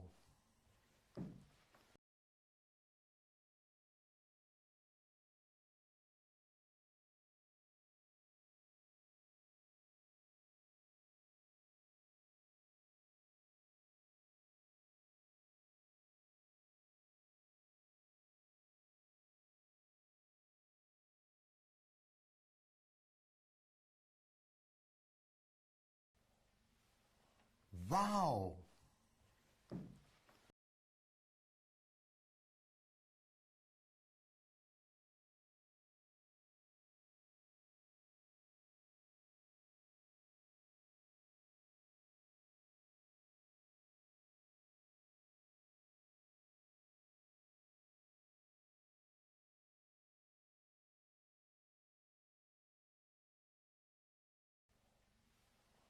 Wow.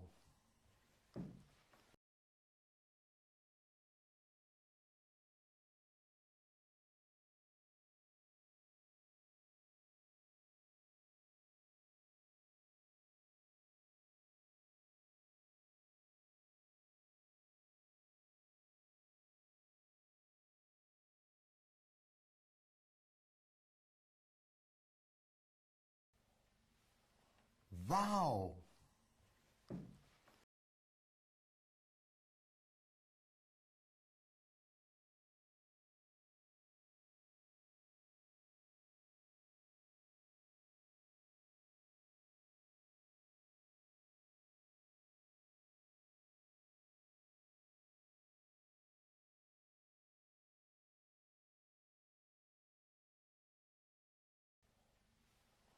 Wow.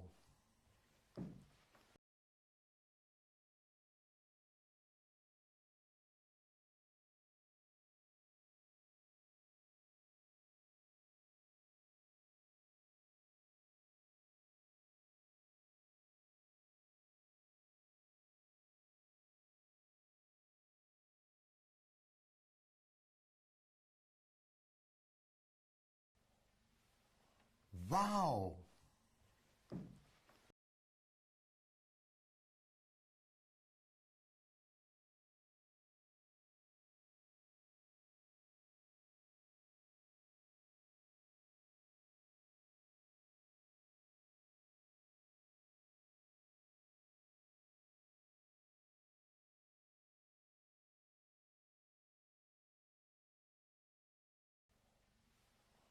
Wow.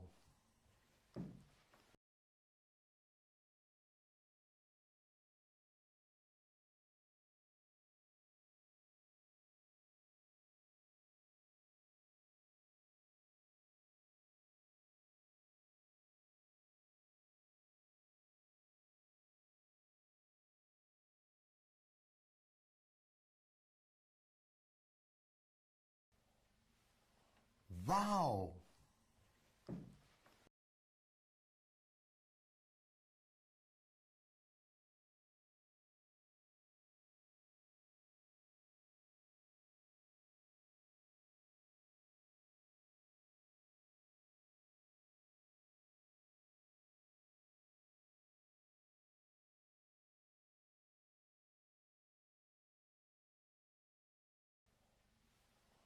Wow.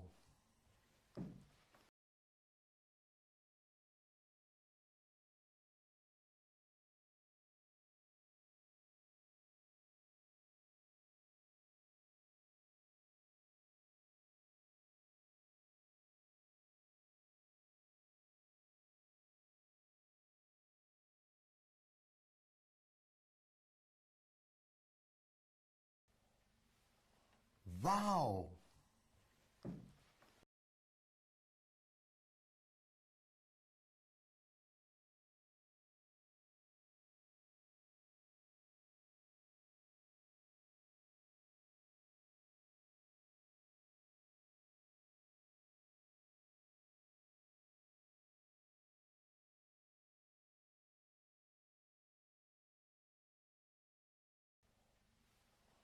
Wow.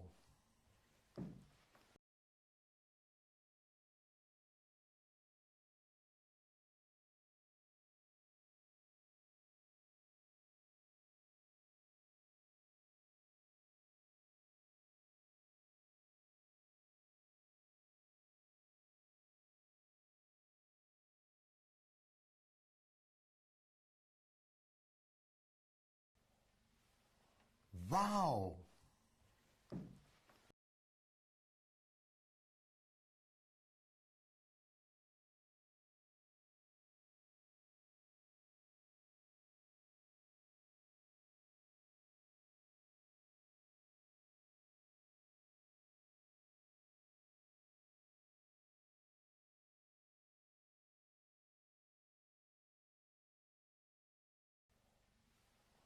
Wow.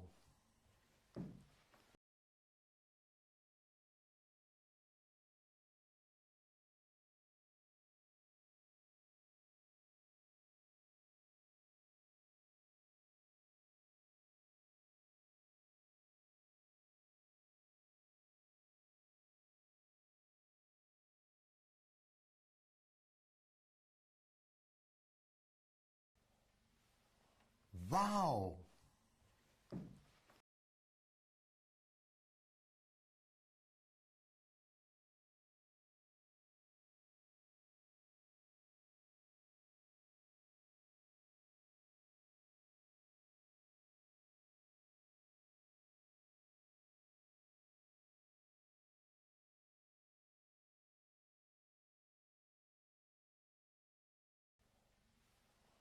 Wow.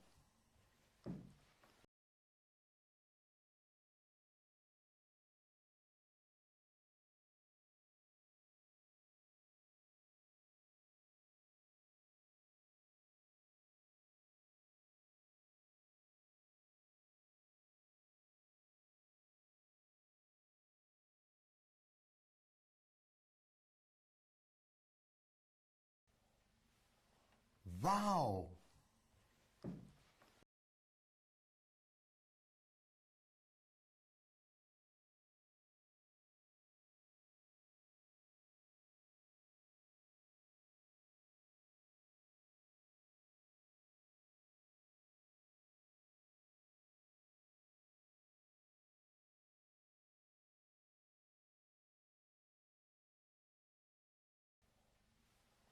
Wow.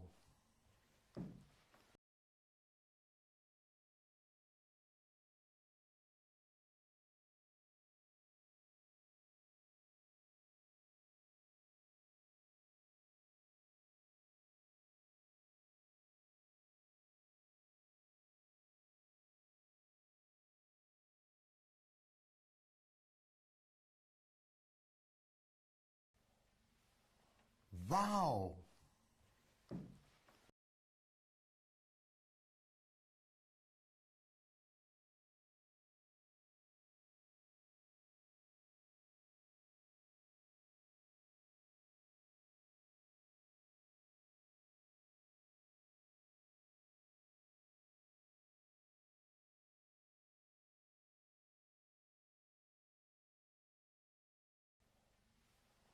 Wow.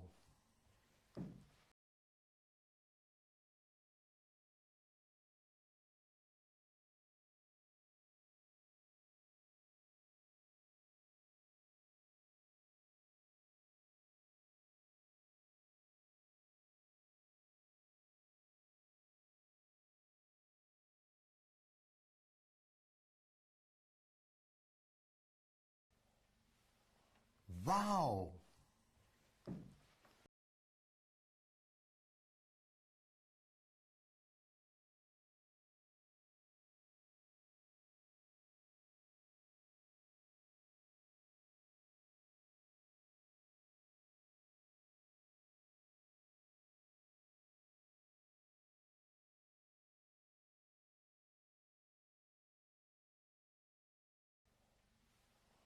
Wow.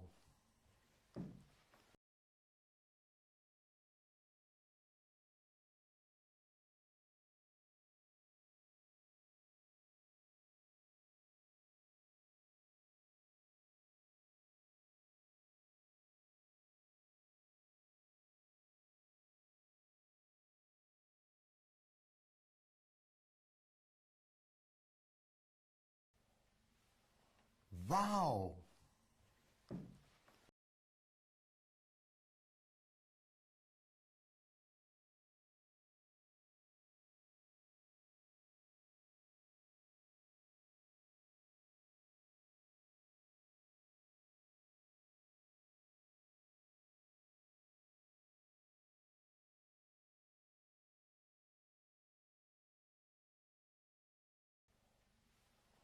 Wow.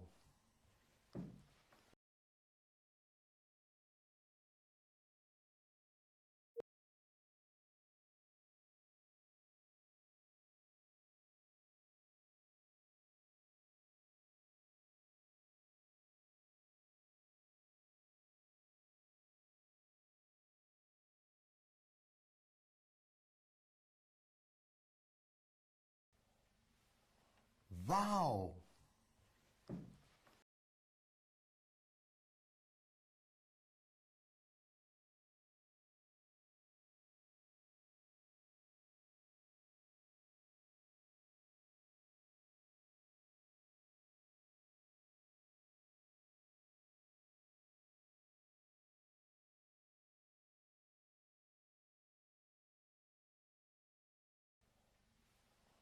Wow.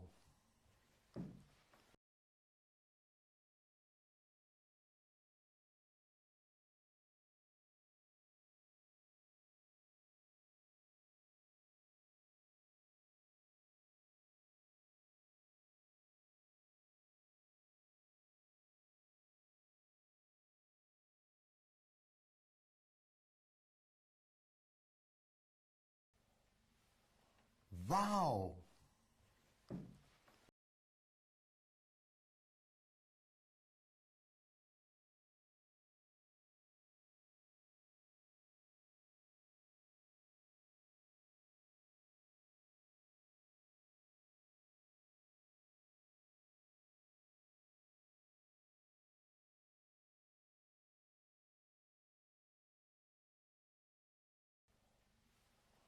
Wow.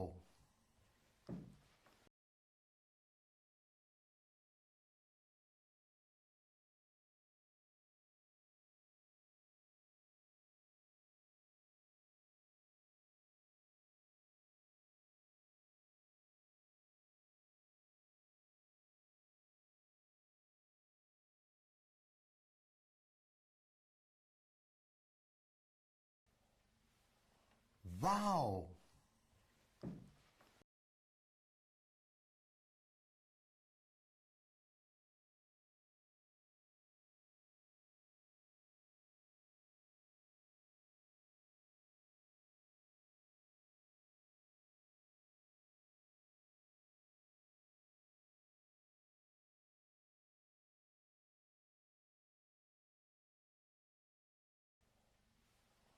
Wow.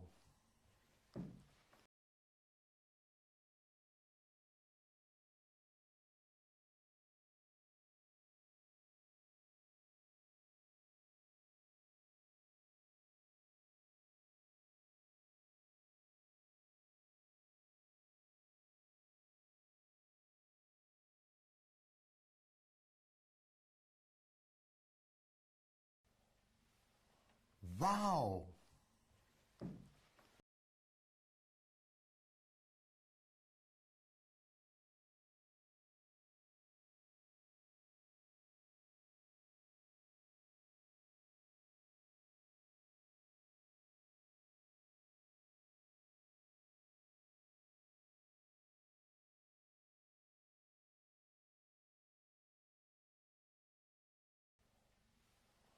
Wow.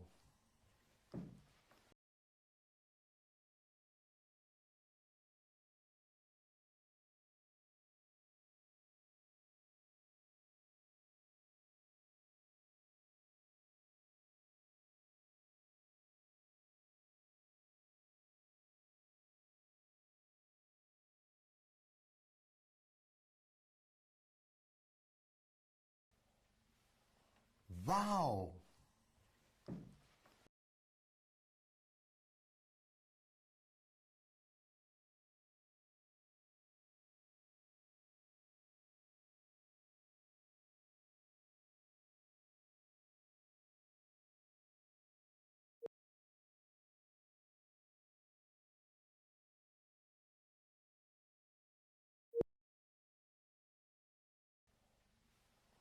Wow.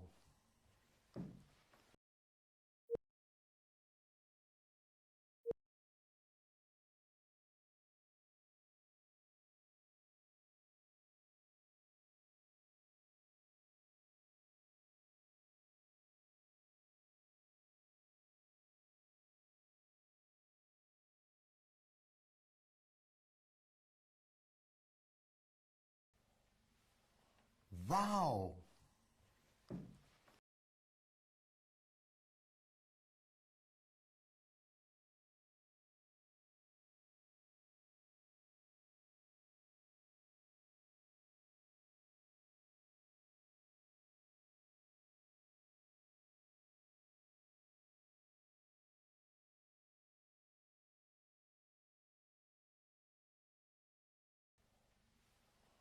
Wow.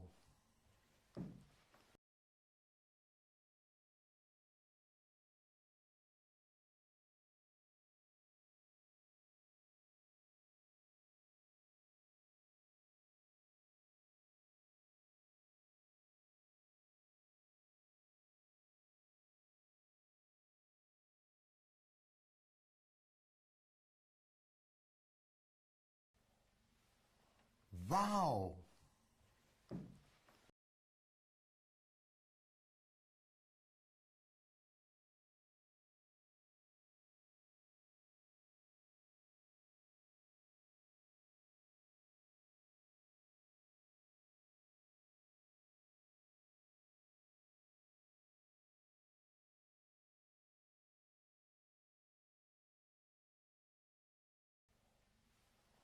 Wow.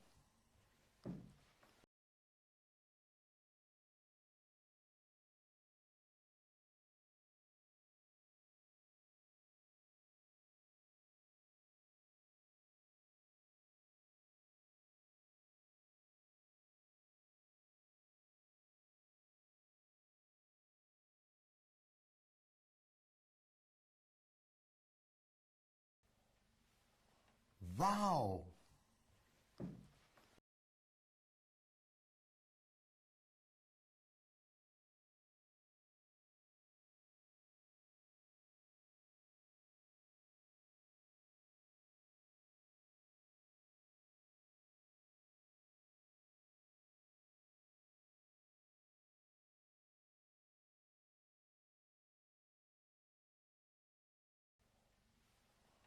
Wow.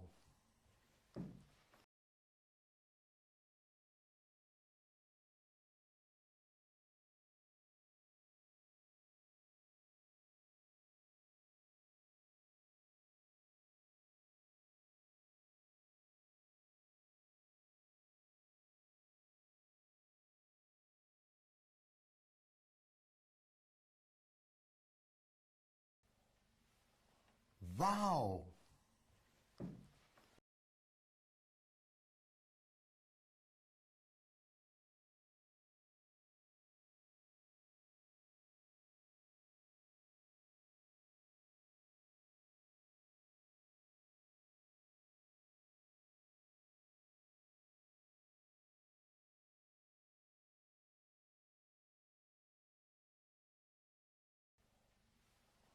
Wow.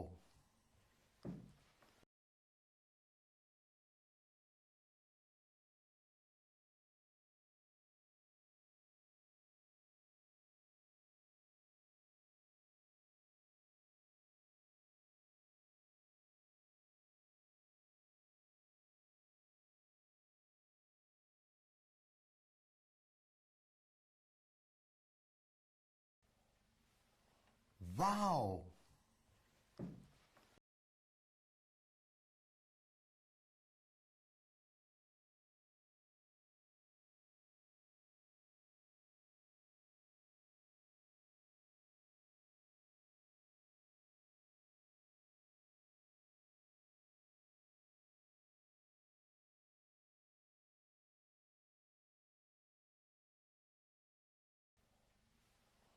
Wow.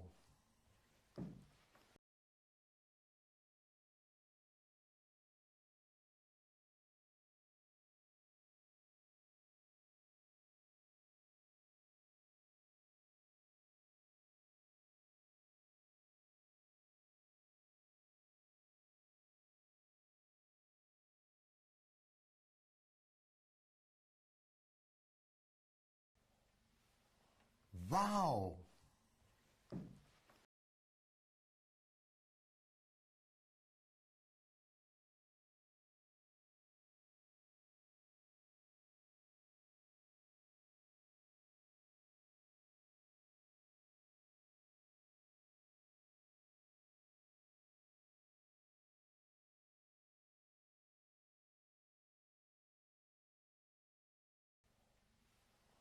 Wow.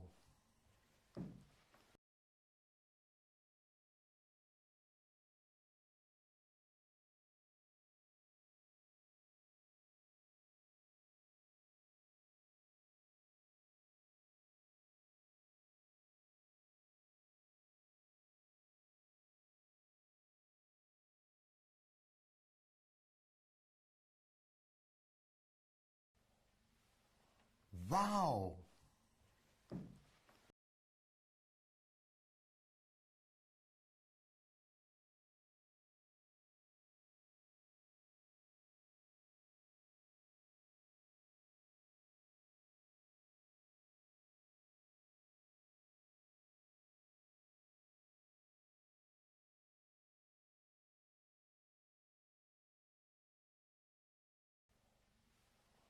Wow.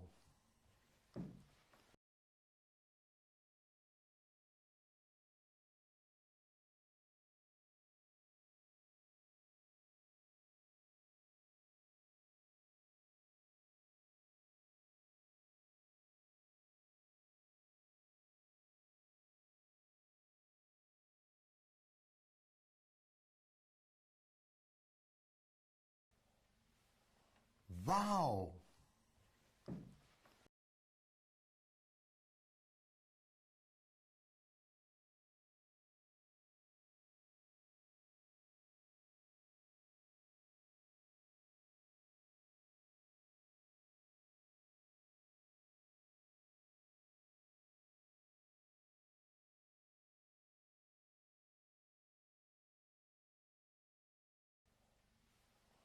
Wow.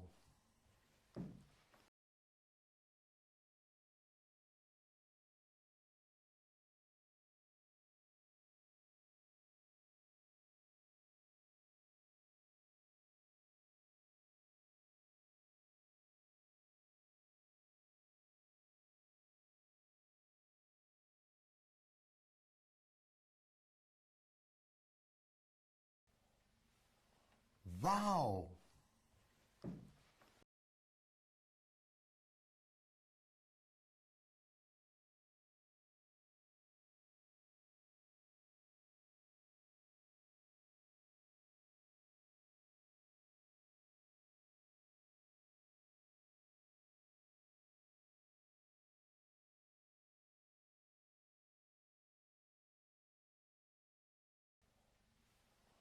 Wow.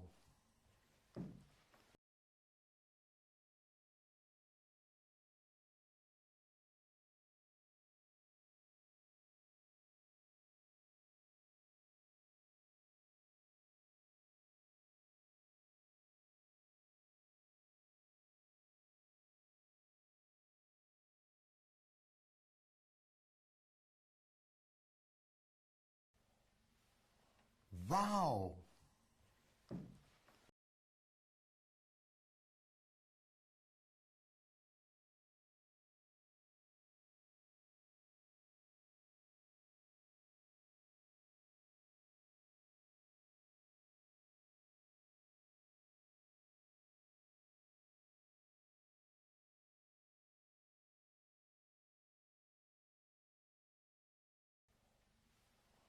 Wow.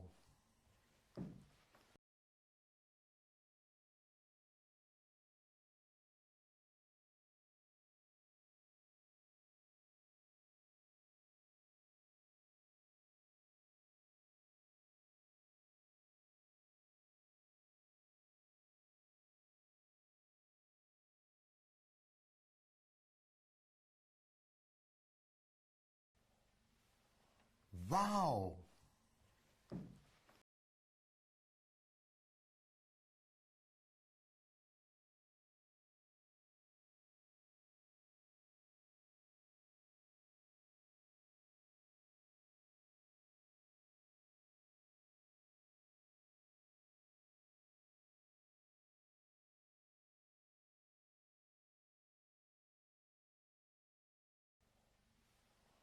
Wow.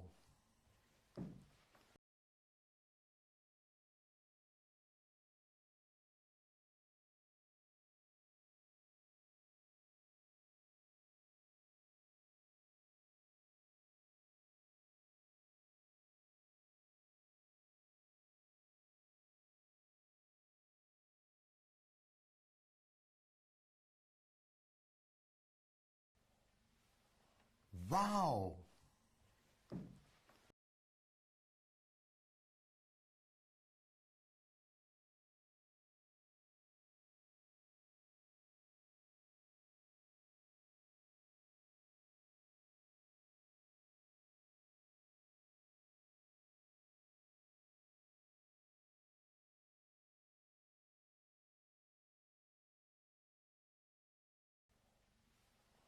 Wow.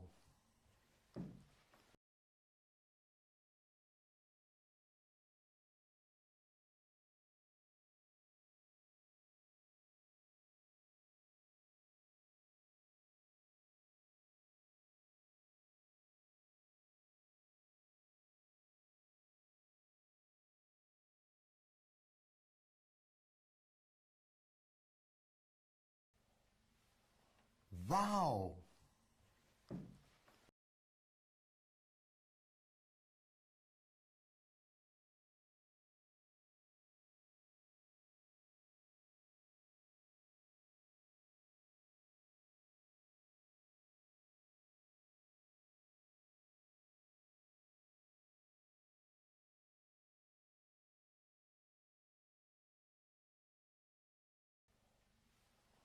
Wow.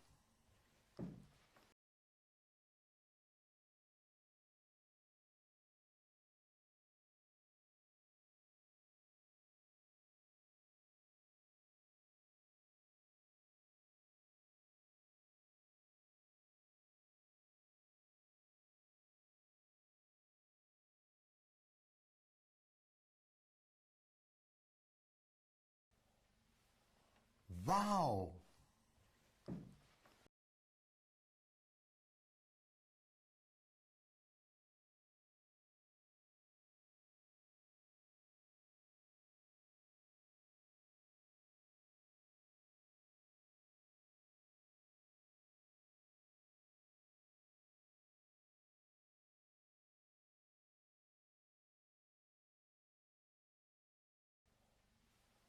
Wow.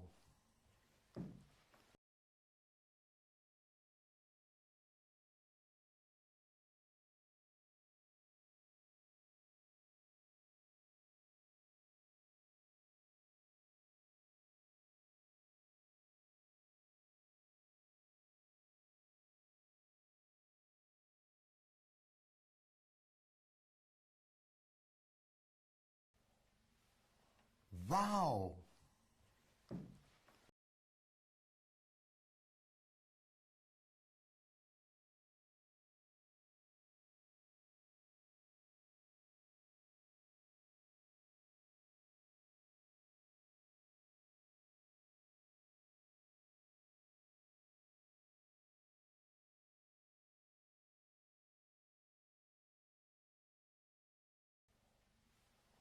Wow.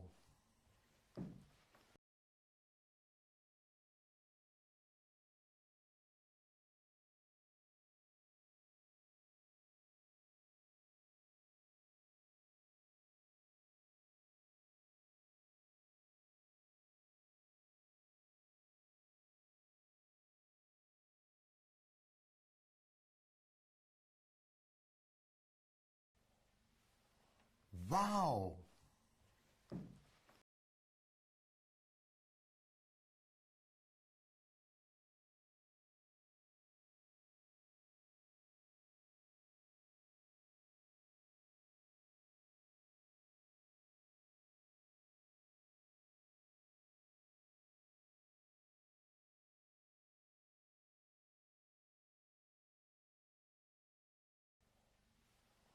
Wow.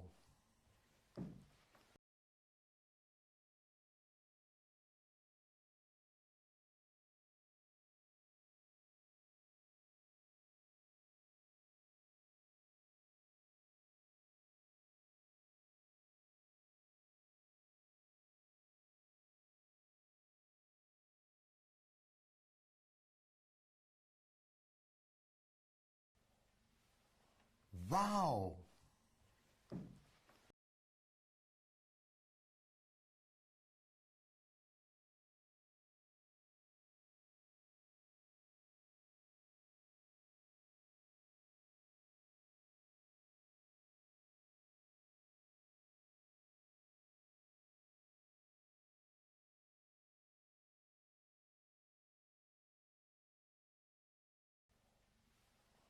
Wow.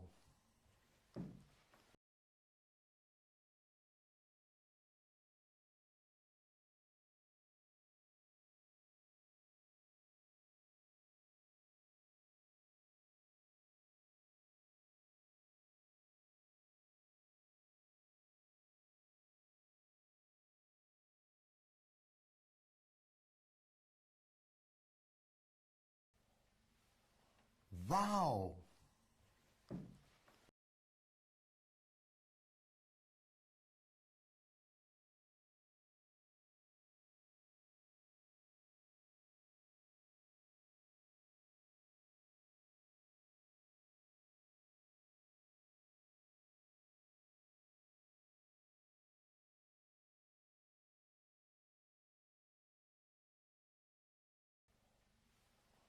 Wow.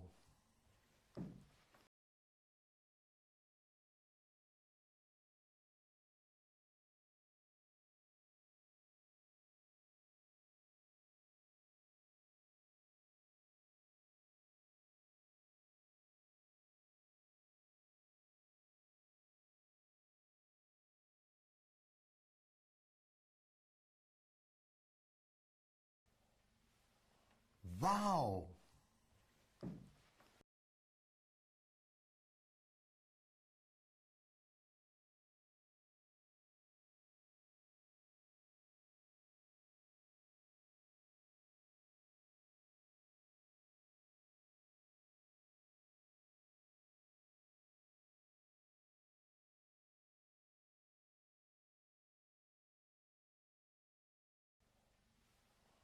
Wow.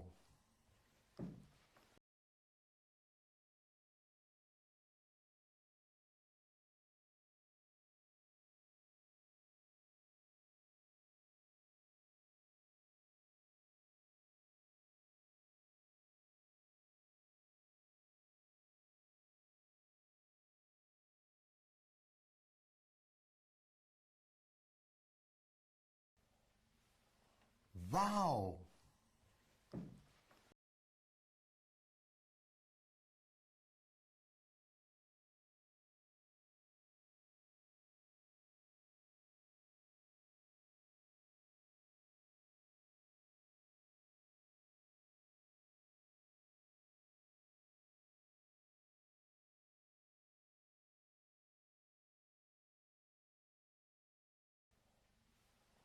Wow.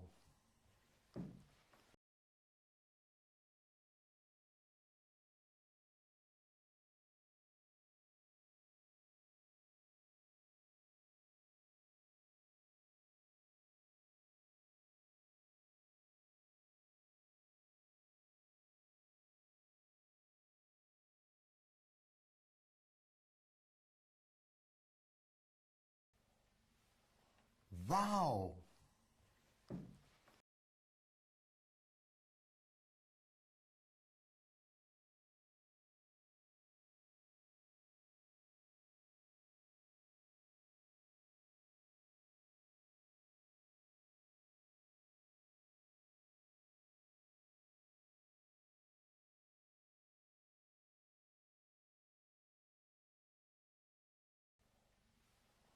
Wow.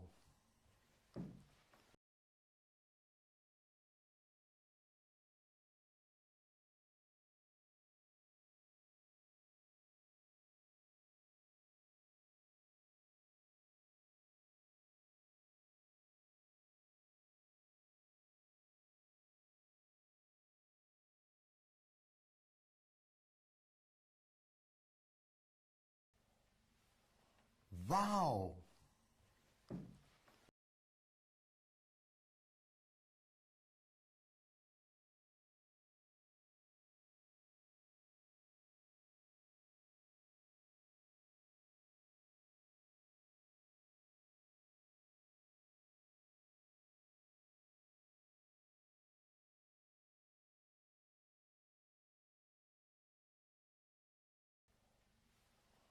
Wow.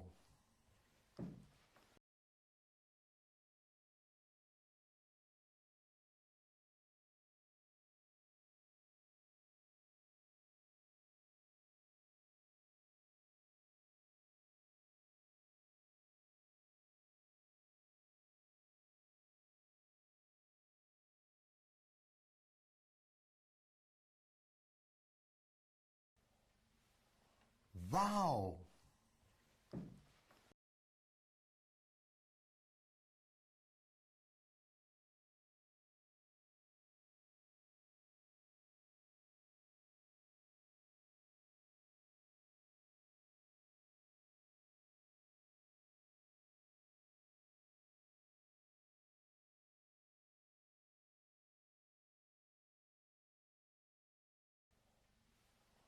Wow.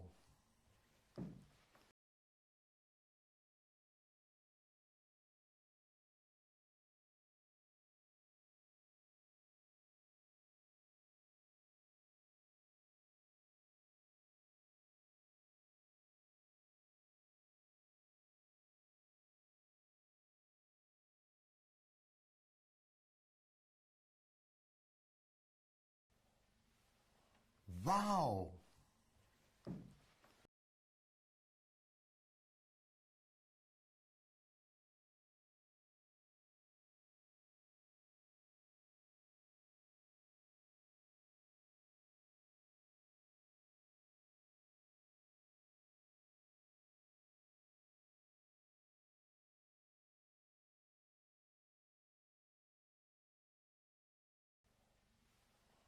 Wow.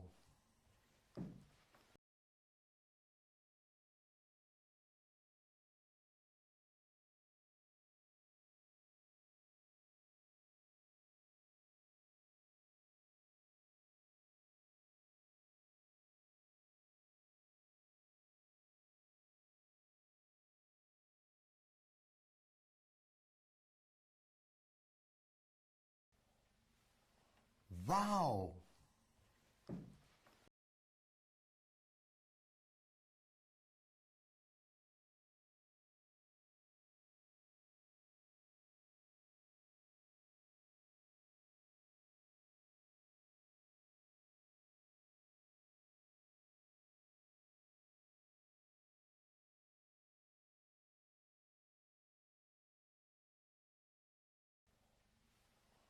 Wow.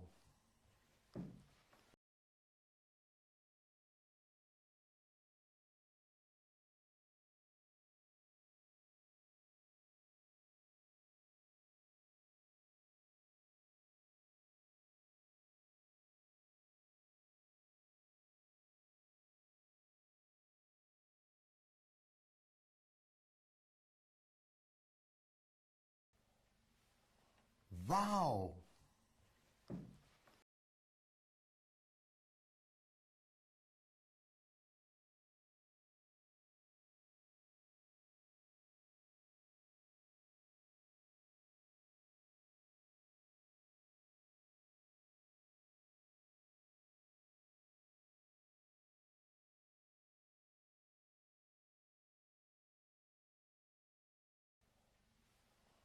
Wow.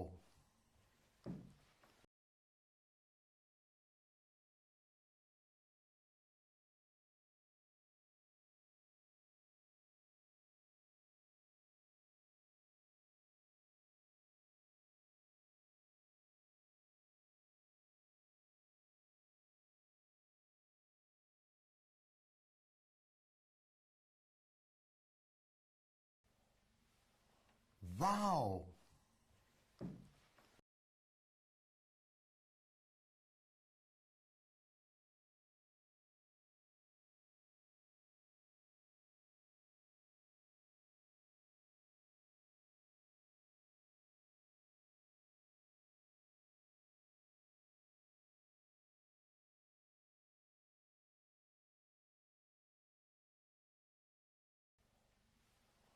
Wow.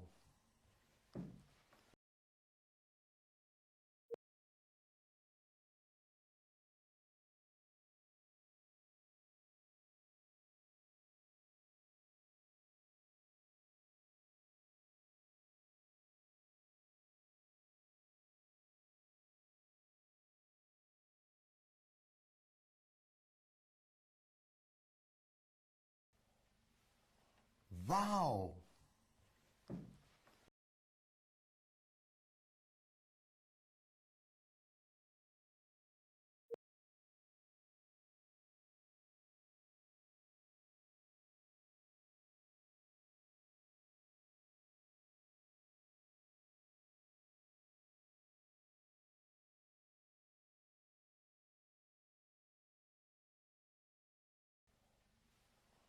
Wow.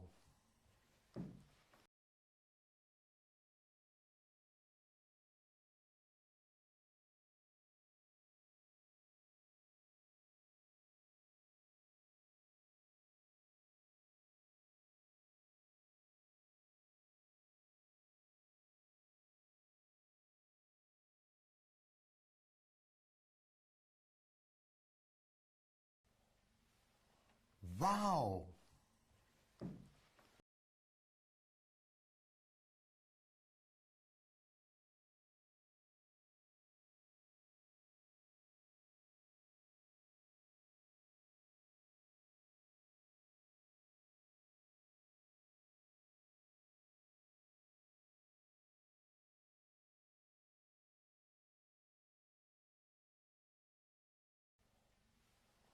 Wow.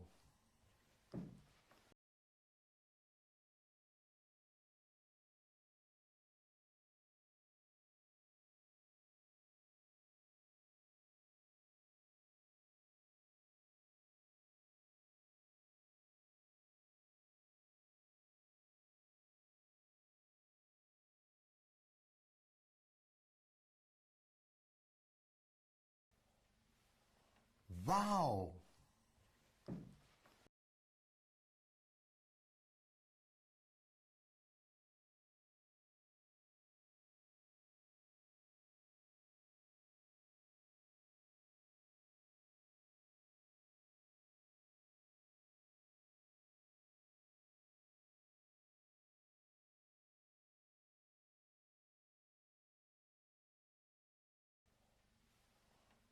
Wow.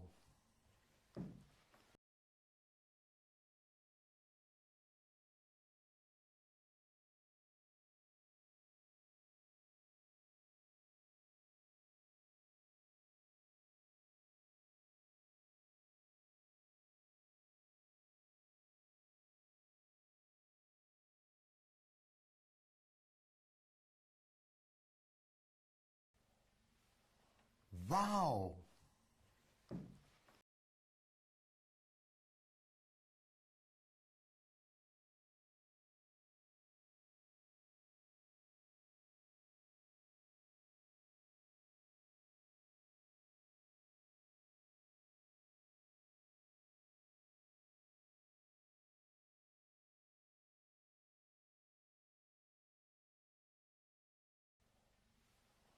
Wow.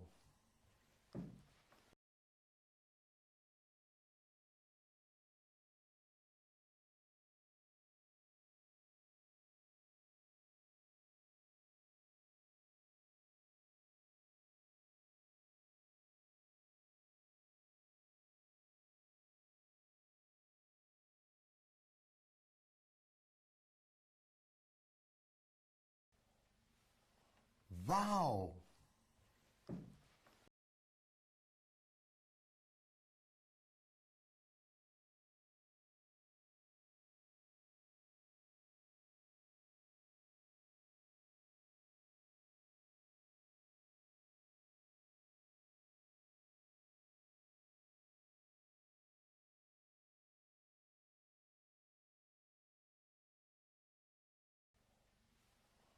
Wow.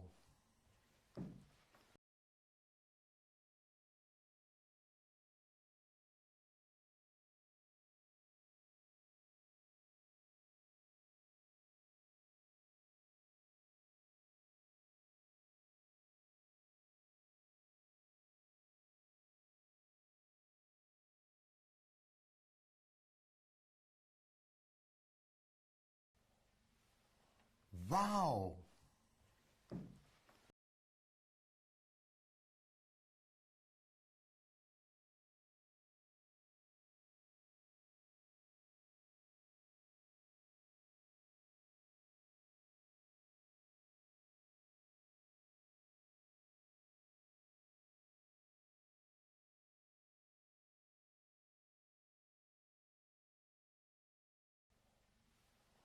Wow.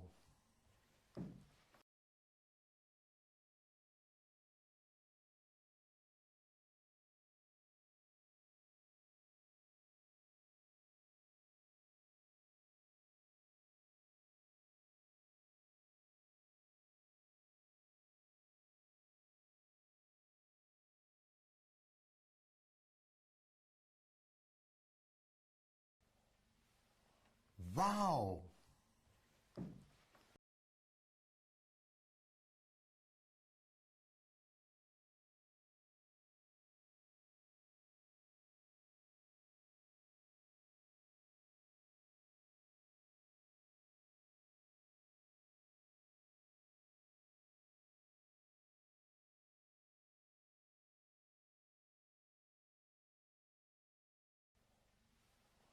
Wow.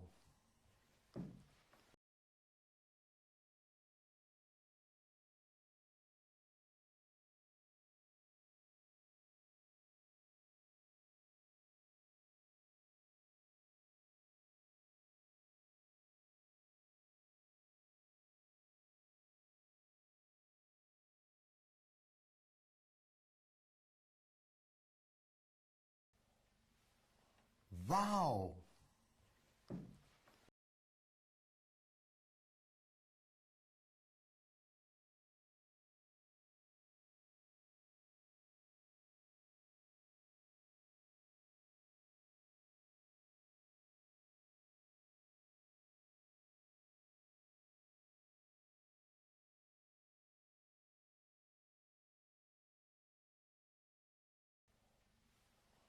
Wow.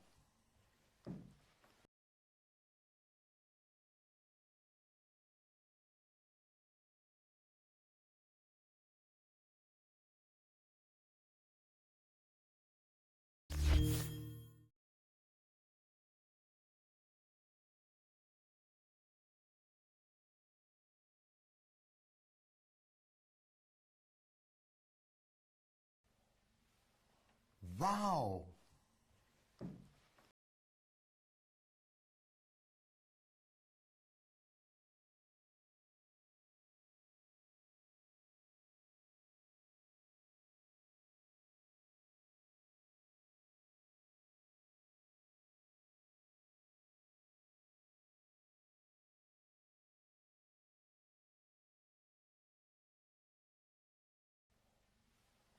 Wow.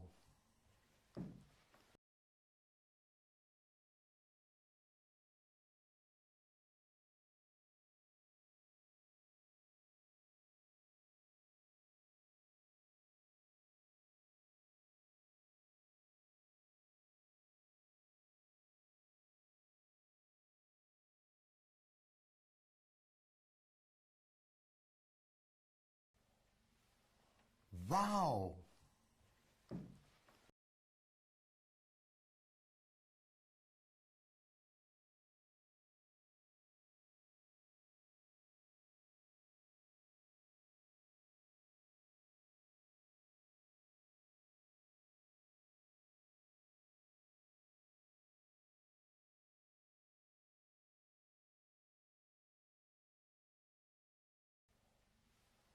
Wow.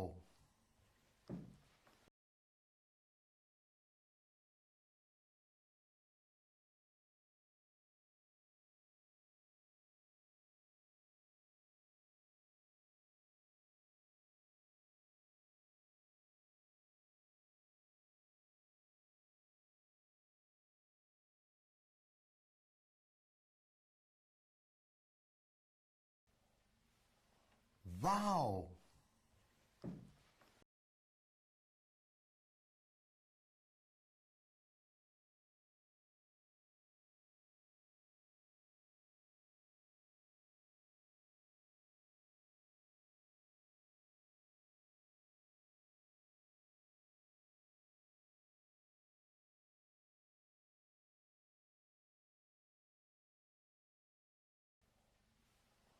Wow.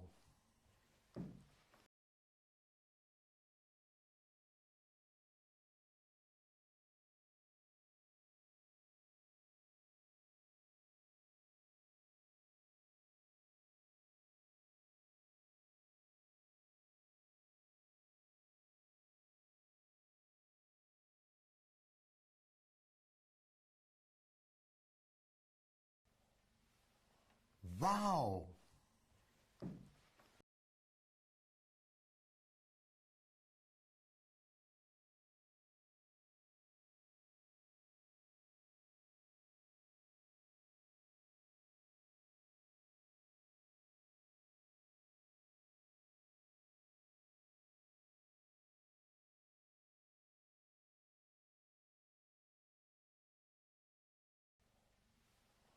Wow.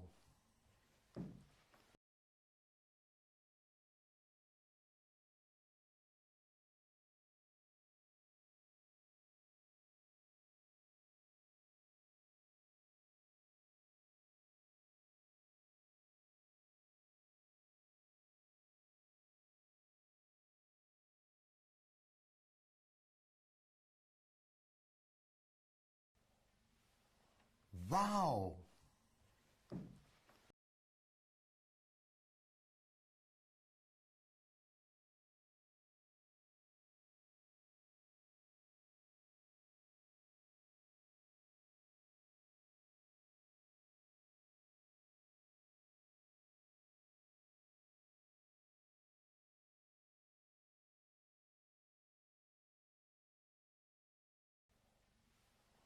Wow.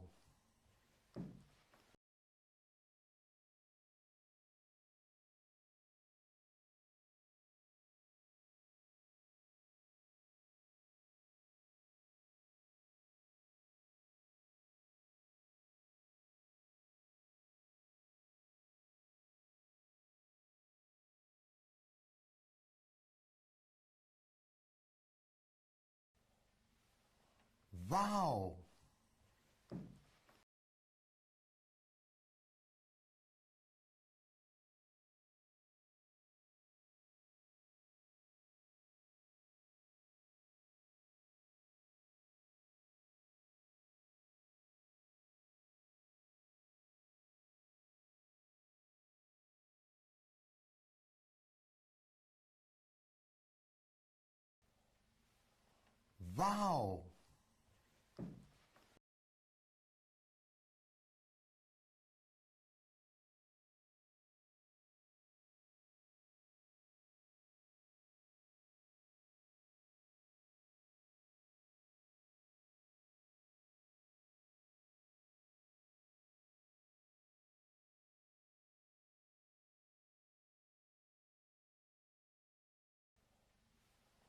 Wow. Wow.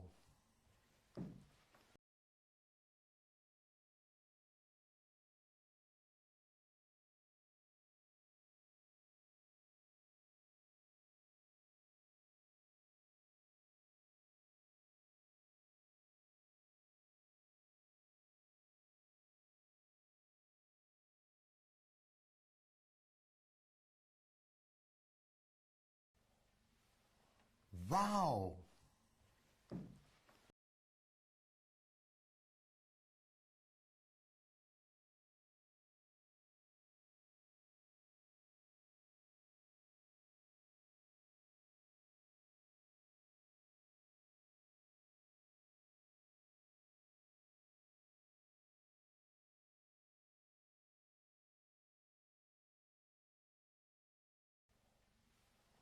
Wow.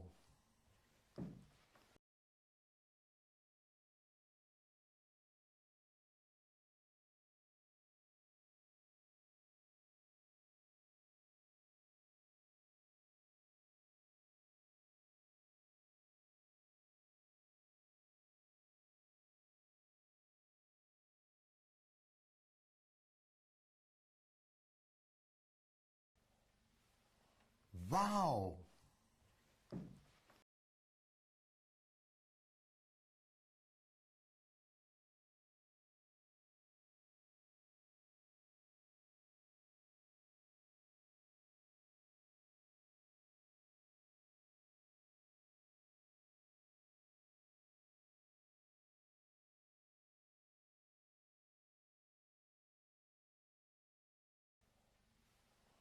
Wow.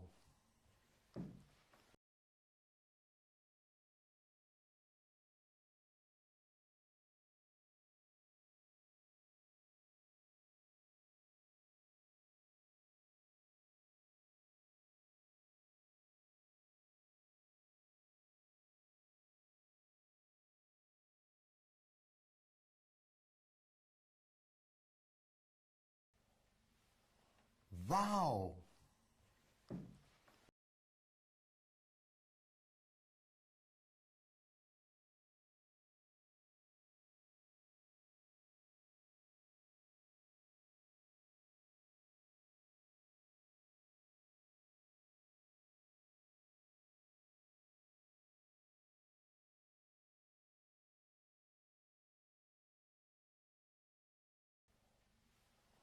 Wow.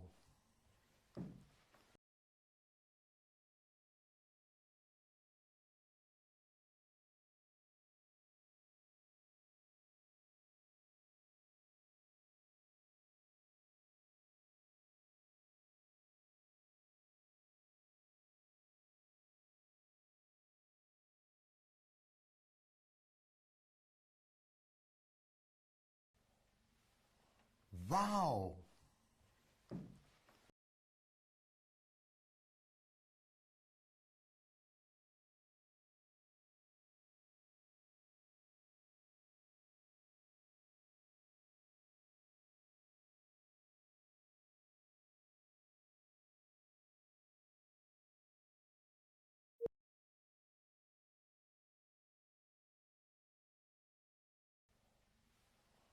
Wow.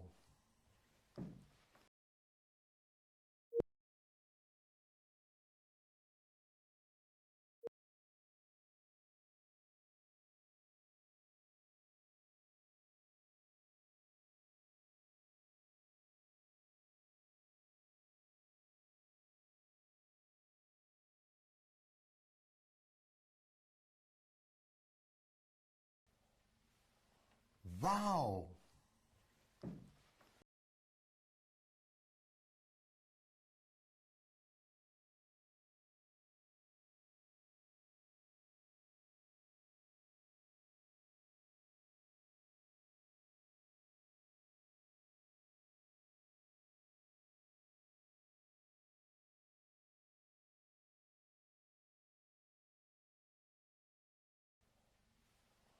Wow.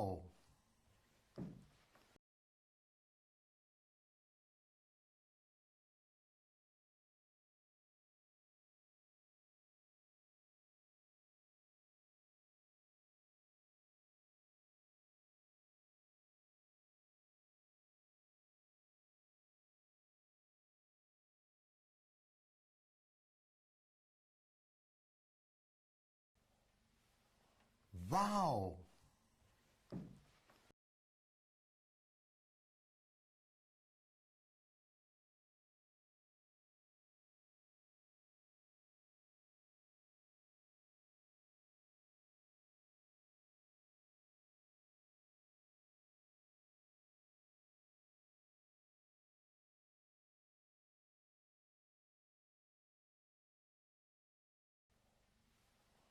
Wow.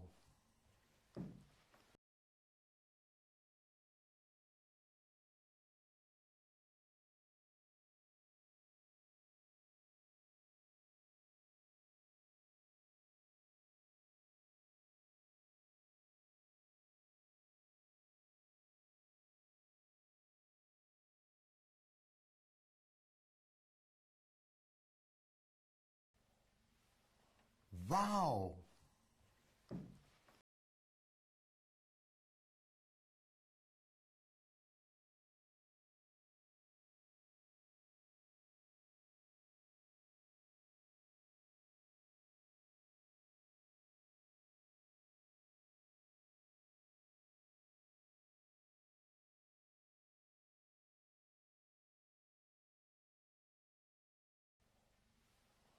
Wow.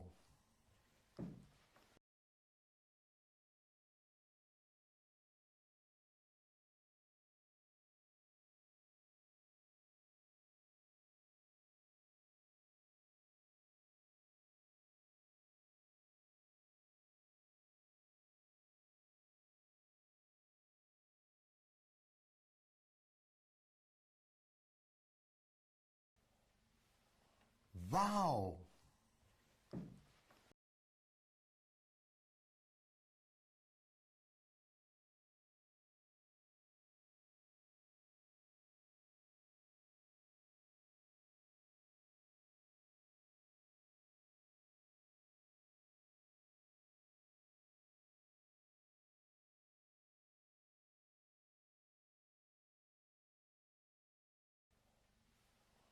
Wow.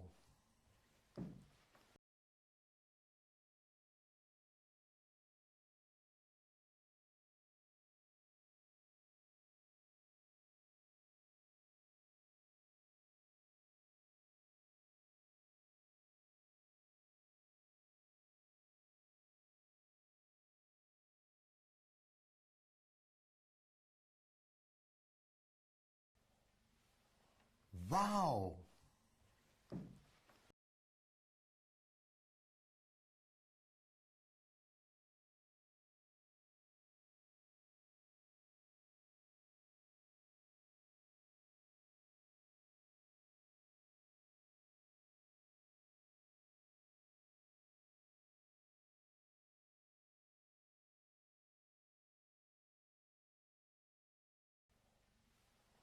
Wow.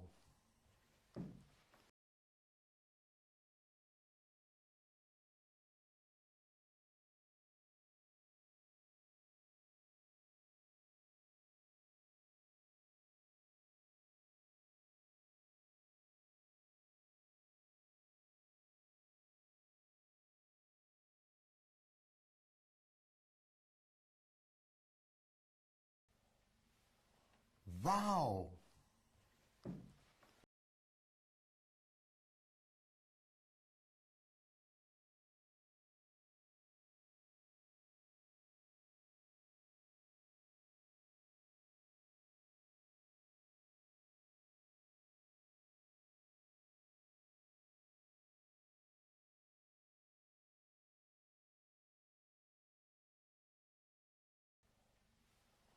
Wow.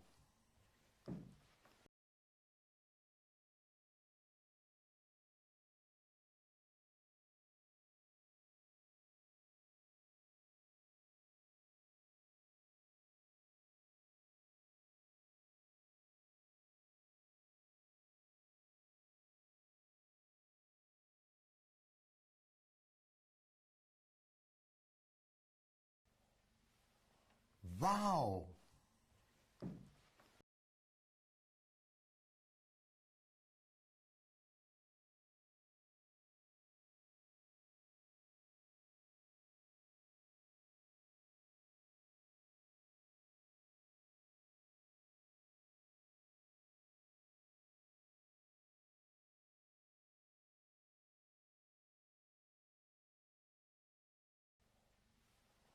Wow.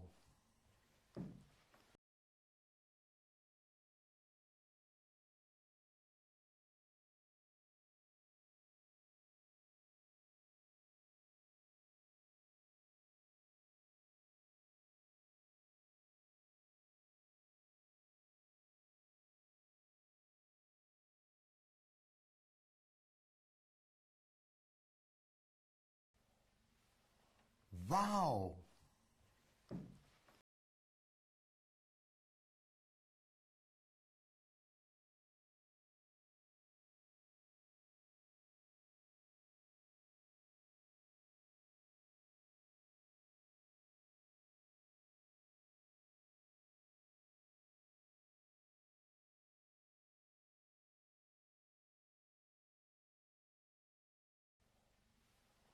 Wow.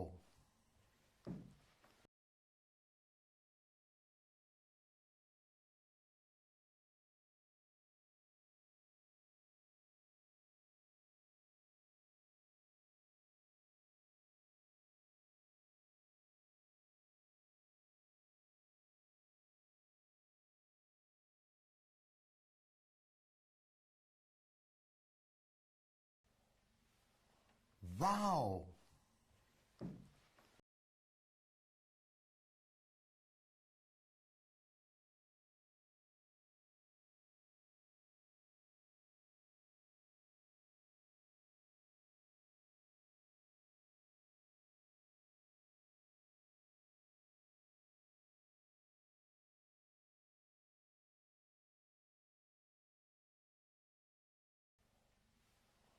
Wow.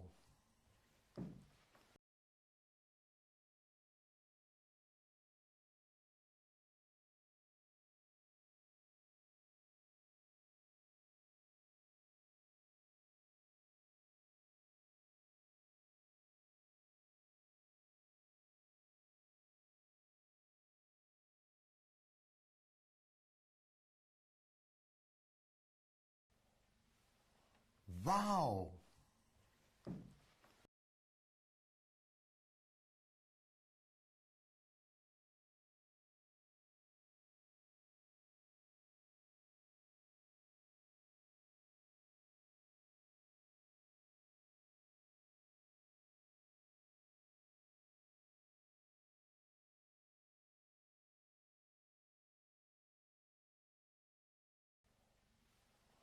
Wow.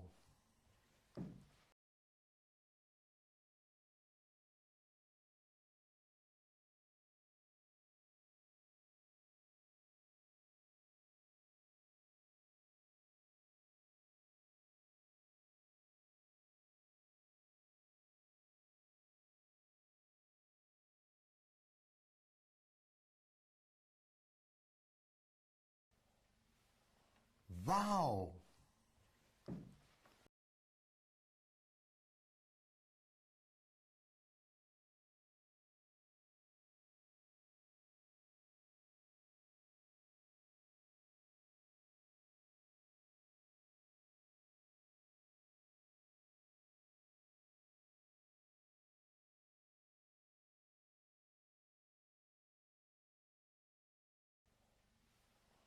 Wow.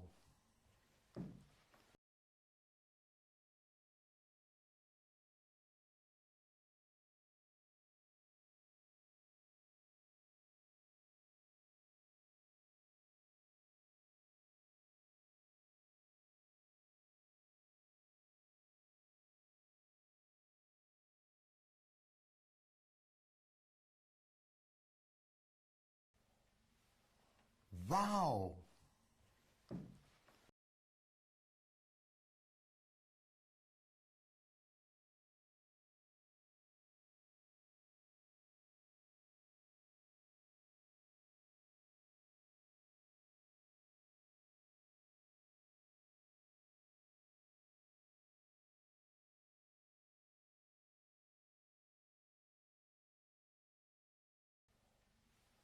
Wow.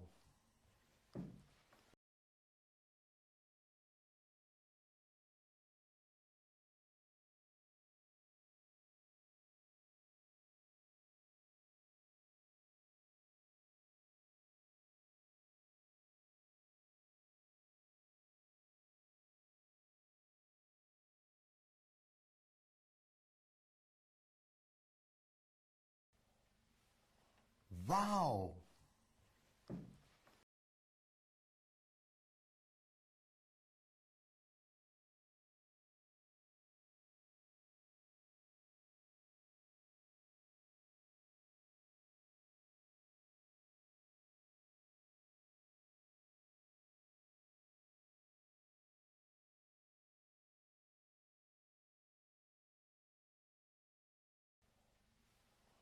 Wow.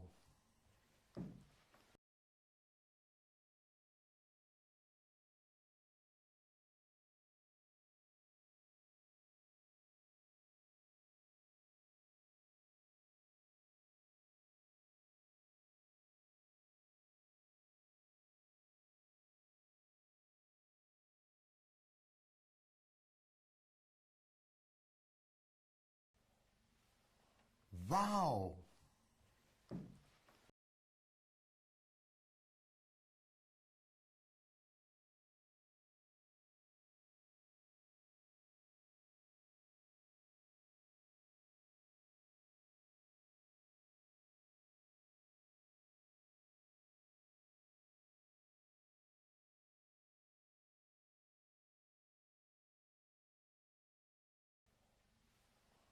Wow.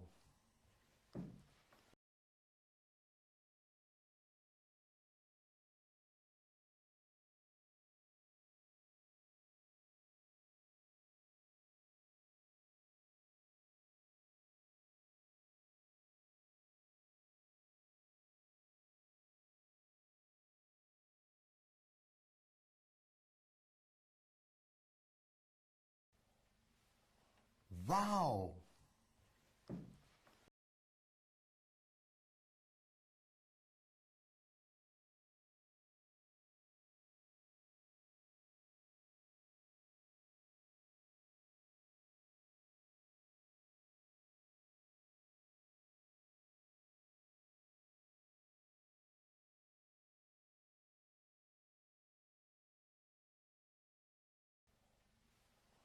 Wow.